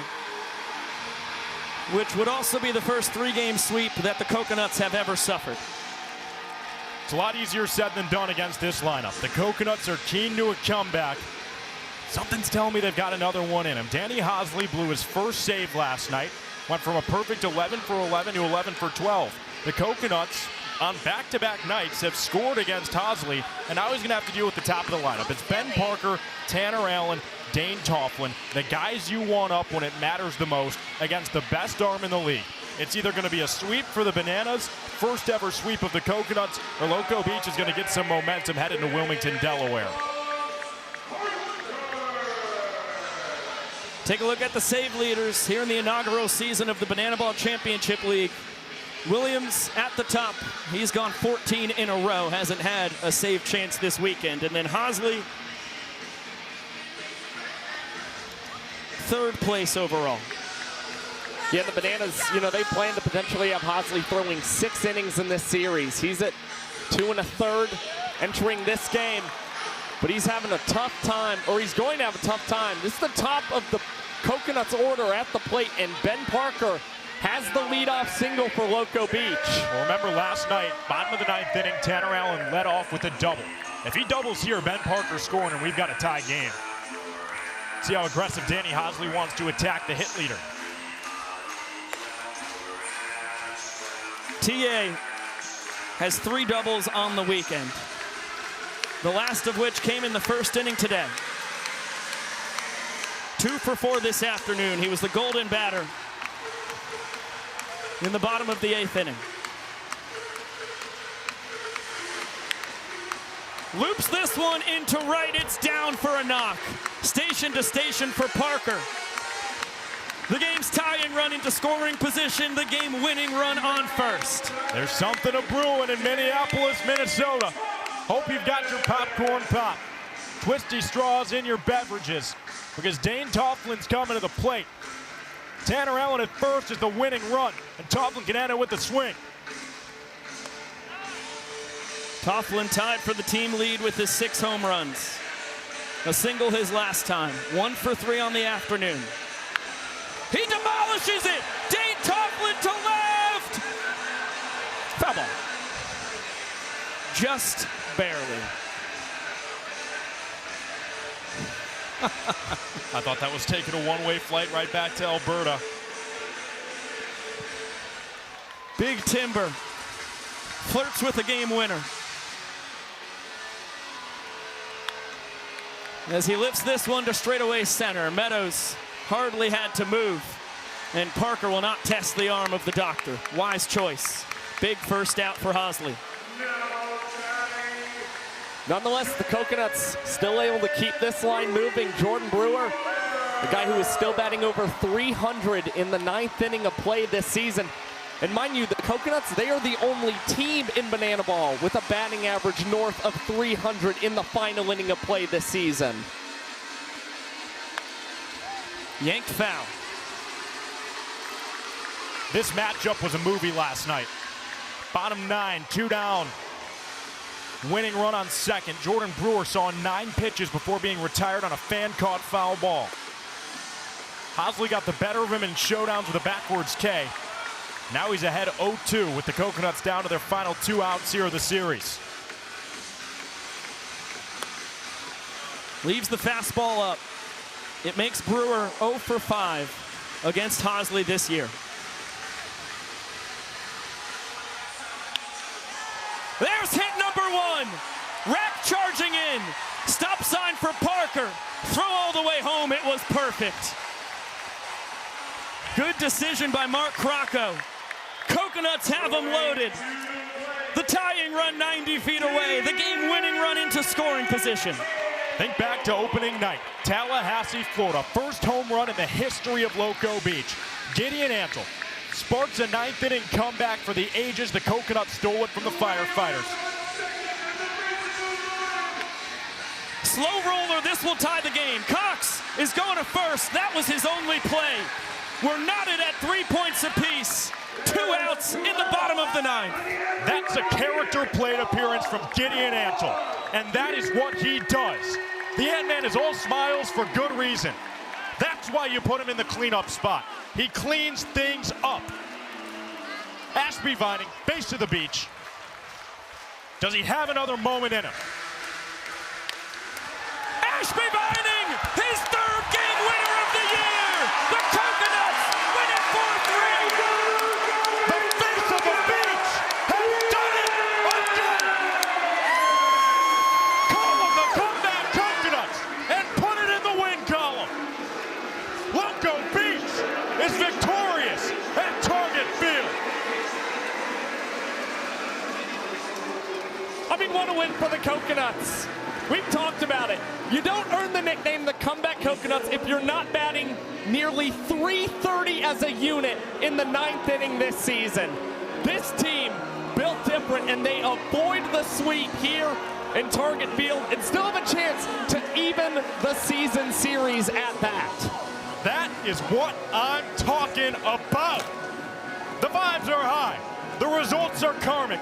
And when you stick the course of spreading love, spreading joy, and being positive, it'll come back in your life, even if it doesn't always feel like it. Coconuts dropped 2 heartbreakers, night 1 and night 2, but they finally get the better of the Bananas ahead of playing them 4 more times this month.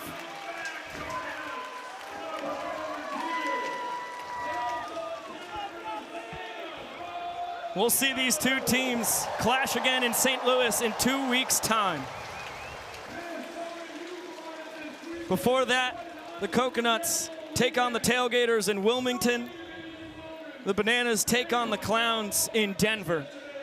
It will be the last time for each of these teams that they get to have that matchup this season. What a job by Loco Beach. Sam Bauman, you've got our showman of the game. Track down Tanner Allen, our showman of the game. Tanner, you got a team who's batting over 300 in the 9th inning, who knows how to come back and get it done, and you did it once again tonight. Oh, absolutely, man. That's one thing about our team. You know, we got beat first 2 nights. It's really easy to lay down today, right? Especially they jumped on us middle of the innings, mid-innings, but we just stay on them, man. And then we just get it to the 9th with a reasonable score and just put some good at bat together and let everything take care of itself. Is there any doubt, even going against a closer like Danny Hosley, who has shown he can get it done, it seemed like it didn't matter? Hey, man, Danny Hosley is one of the best, if not the best. I think our guy and Danny Hosley is the best in the league. And hats off to him. He gets us all the time, but tonight we got him. So, like I said, hats off to him. But we just string together at bats in the 9th inning, man. Just one good at bat after another, and good things happen. To have a weekend where you guys have battled these games we saw last night, one for the history books. Tonight, again, coming down. To be the best, you got to beat the best. Is that the mentality? Oh, absolutely, man. A couple plays last night go our way, we win the game. Just like today. And we got a few balls that drop late. String together some good ABs. I'm going to preach it all day. Good AB after good AB after good AB. That's the thing about our lineup, man. And we just made it happen right there. Ashby Vining, no better guy in the 9th inning. Hats off to the kid. Tanner Allen, he makes it sound so simple. Our showman of the game. Loco Beach, no sweep here. Roll nuts. Roll nuts indeed, TA. That guy makes it look so easy, too. It is such a smooth swing from the 2021 D1 National Player of the Year and National Champion. How about TA? A 3-hit afternoon, his team leading 11th walk-off to win the 6th inning. And the second of 4 hits for the Coconuts in a 2-run rally against the best closer in the history of the sport. And that's how Tanner Allen earns the Showman of the Game honor presented by Farmers Insurance. Tanner Allen, man, he is unreal. I mean, if you think back to the series the Coconuts played against the Savannah Bananas in Grayson Stadium, he played 3 straight games against those guys and had 3 hits. And now you've seen a 4th 3-hit game that he has collected against the Bananas. I'm telling you, this guy is really leading that offense when they're seeing the boys in yellow. He's a guy who called a team meeting yesterday as well, AJ. That was something you had mentioned on yesterday's show. It is really cool seeing the way in which this guy has stepped up and become a leader in that clubhouse. He's leading the charge in the Banana Ball Championship League, more hits than anybody else. He's the leader of the Loco Beach Coconuts. Everyone listens when he speaks, and I'll tell you what, if we're playing baseball where he got drafted to the MLB 3 straight seasons, The Bananas win this game 8-5, but the Coconuts were the timelier hitting team, and when it matters most, I'm telling you right now, you cannot ever count Loco Beach out of a ball game. The 9th inning is where this team elevates. They're at their best with their backs to the wall, and although we didn't see it last night or on night one, you knew it was a matter of time. I told you to stick the course. And again, we don't lie at the beach. That's a big-time win. The comeback Coconuts strike again as we welcome you back inside with the statistical savant of banana ball, Josh Tolevsky, the voice of the beach, AJ Switek. I'm Pico Scala. Thank you so much for spending your Sunday afternoon with us here in virtual Banana Land. The finale of this 3-game set, the finale of an 8-game weekend here in Banana Ball, which pulls the Coconuts within a game and a half of the Savannah Bananas for first place. And we'll get another look at the game-winning hit. Who else but Ashby Vining? It's his 10th walk-off of the year. And as I mentioned, when it happened in the moment, the 3rd time this year that it's won a game for the Coconuts. It's what he does. There's a reason this guy is the face of the brand. When the moment's the biggest, he wants the stick in his hands, and he wants to rip his clothing off. It's Ashby Vining, and he does it so often, and he does it so well. The hair's always shining. The bat's always vibing, and he's consistently mashing walk-offs in the 9th. Yeah, very relatable there when it comes to Ashby Vining. Josh Tolevsky, how the heck do you summarize one of the greatest series we have ever had in the history of Banana Ball? I mean, you're nearly taking the words right out of my mouth. What a weekend we had here in Minneapolis. Some thrilling ball games highlighted by the showdown. So many fan-caught foul balls across the weekend. What I can say is the Savannah Bananas and Loco Beach Coconuts, supremely talented, and they've been such a fun rivalry throughout this season. And I think on the Banana side of things, it really hurts to drop this game, especially considering how well Danny Hosley has pitched throughout this season. Just his 2nd blown save, and both of them have come throughout this weekend. Nonetheless, this team has struggled a lot as the away team this season. I still think for them to take 2 out of 3 playing as that visiting squad, that is a big win for the Savannah Bananas, and they should keep their heads held high. Yeah, their league best 4-game winning streak ends this afternoon, and they will try and start a new one this coming Friday night on True TV and the Savannah Bananas YouTube channel from Denver. And as we talked about, the Coconuts in action Thursday night from Wilmington, Delaware, with their final series this season against the Texas Tailgaters. And how about that? That'll be an absolute thrill. Only a half game separating the Tailgaters and Coconuts now in the standings. A big shout out to our entire cast and crew. For the executive producer of BTV, Josh Richardson, our incredibly talented control room staff. This broadcast directed by Alex Gross, all the way on the other side of the Mississippi, back in Savannah. And for our folks here in Target Field, our camera operators, audio engineers, and everybody in between. For Sam Bauman down on the field, Josh Tolevsky and AJ Switek up in the booth, I am Pico Scala saying so long for now. Ashby Vining, your hero. Coconuts take game 3 in Target Field. And we can't wait to see you for more Banana Ball at the end of this week. And of course, we will, as always, see you later!